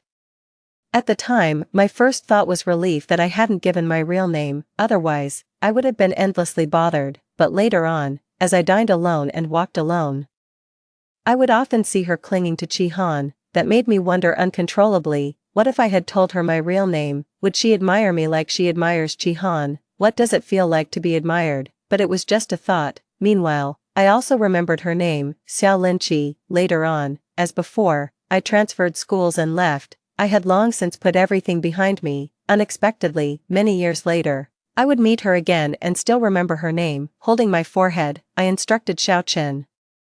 Give her the best equipment in the hospital, the best room, but don't let her find out. As for the medical expenses, calculate them as before. Xiaochen looked troubled and regretful as he said, "Boss, it's no use, she has already." I was somewhat stunned, then there was a long silence. Coming to my senses, I waved my hand, "You may go now." A few months later, Xiao Linqi passed away in a hospital owned by my company. I had saved her once but couldn't save her a second time. I felt some sorrow.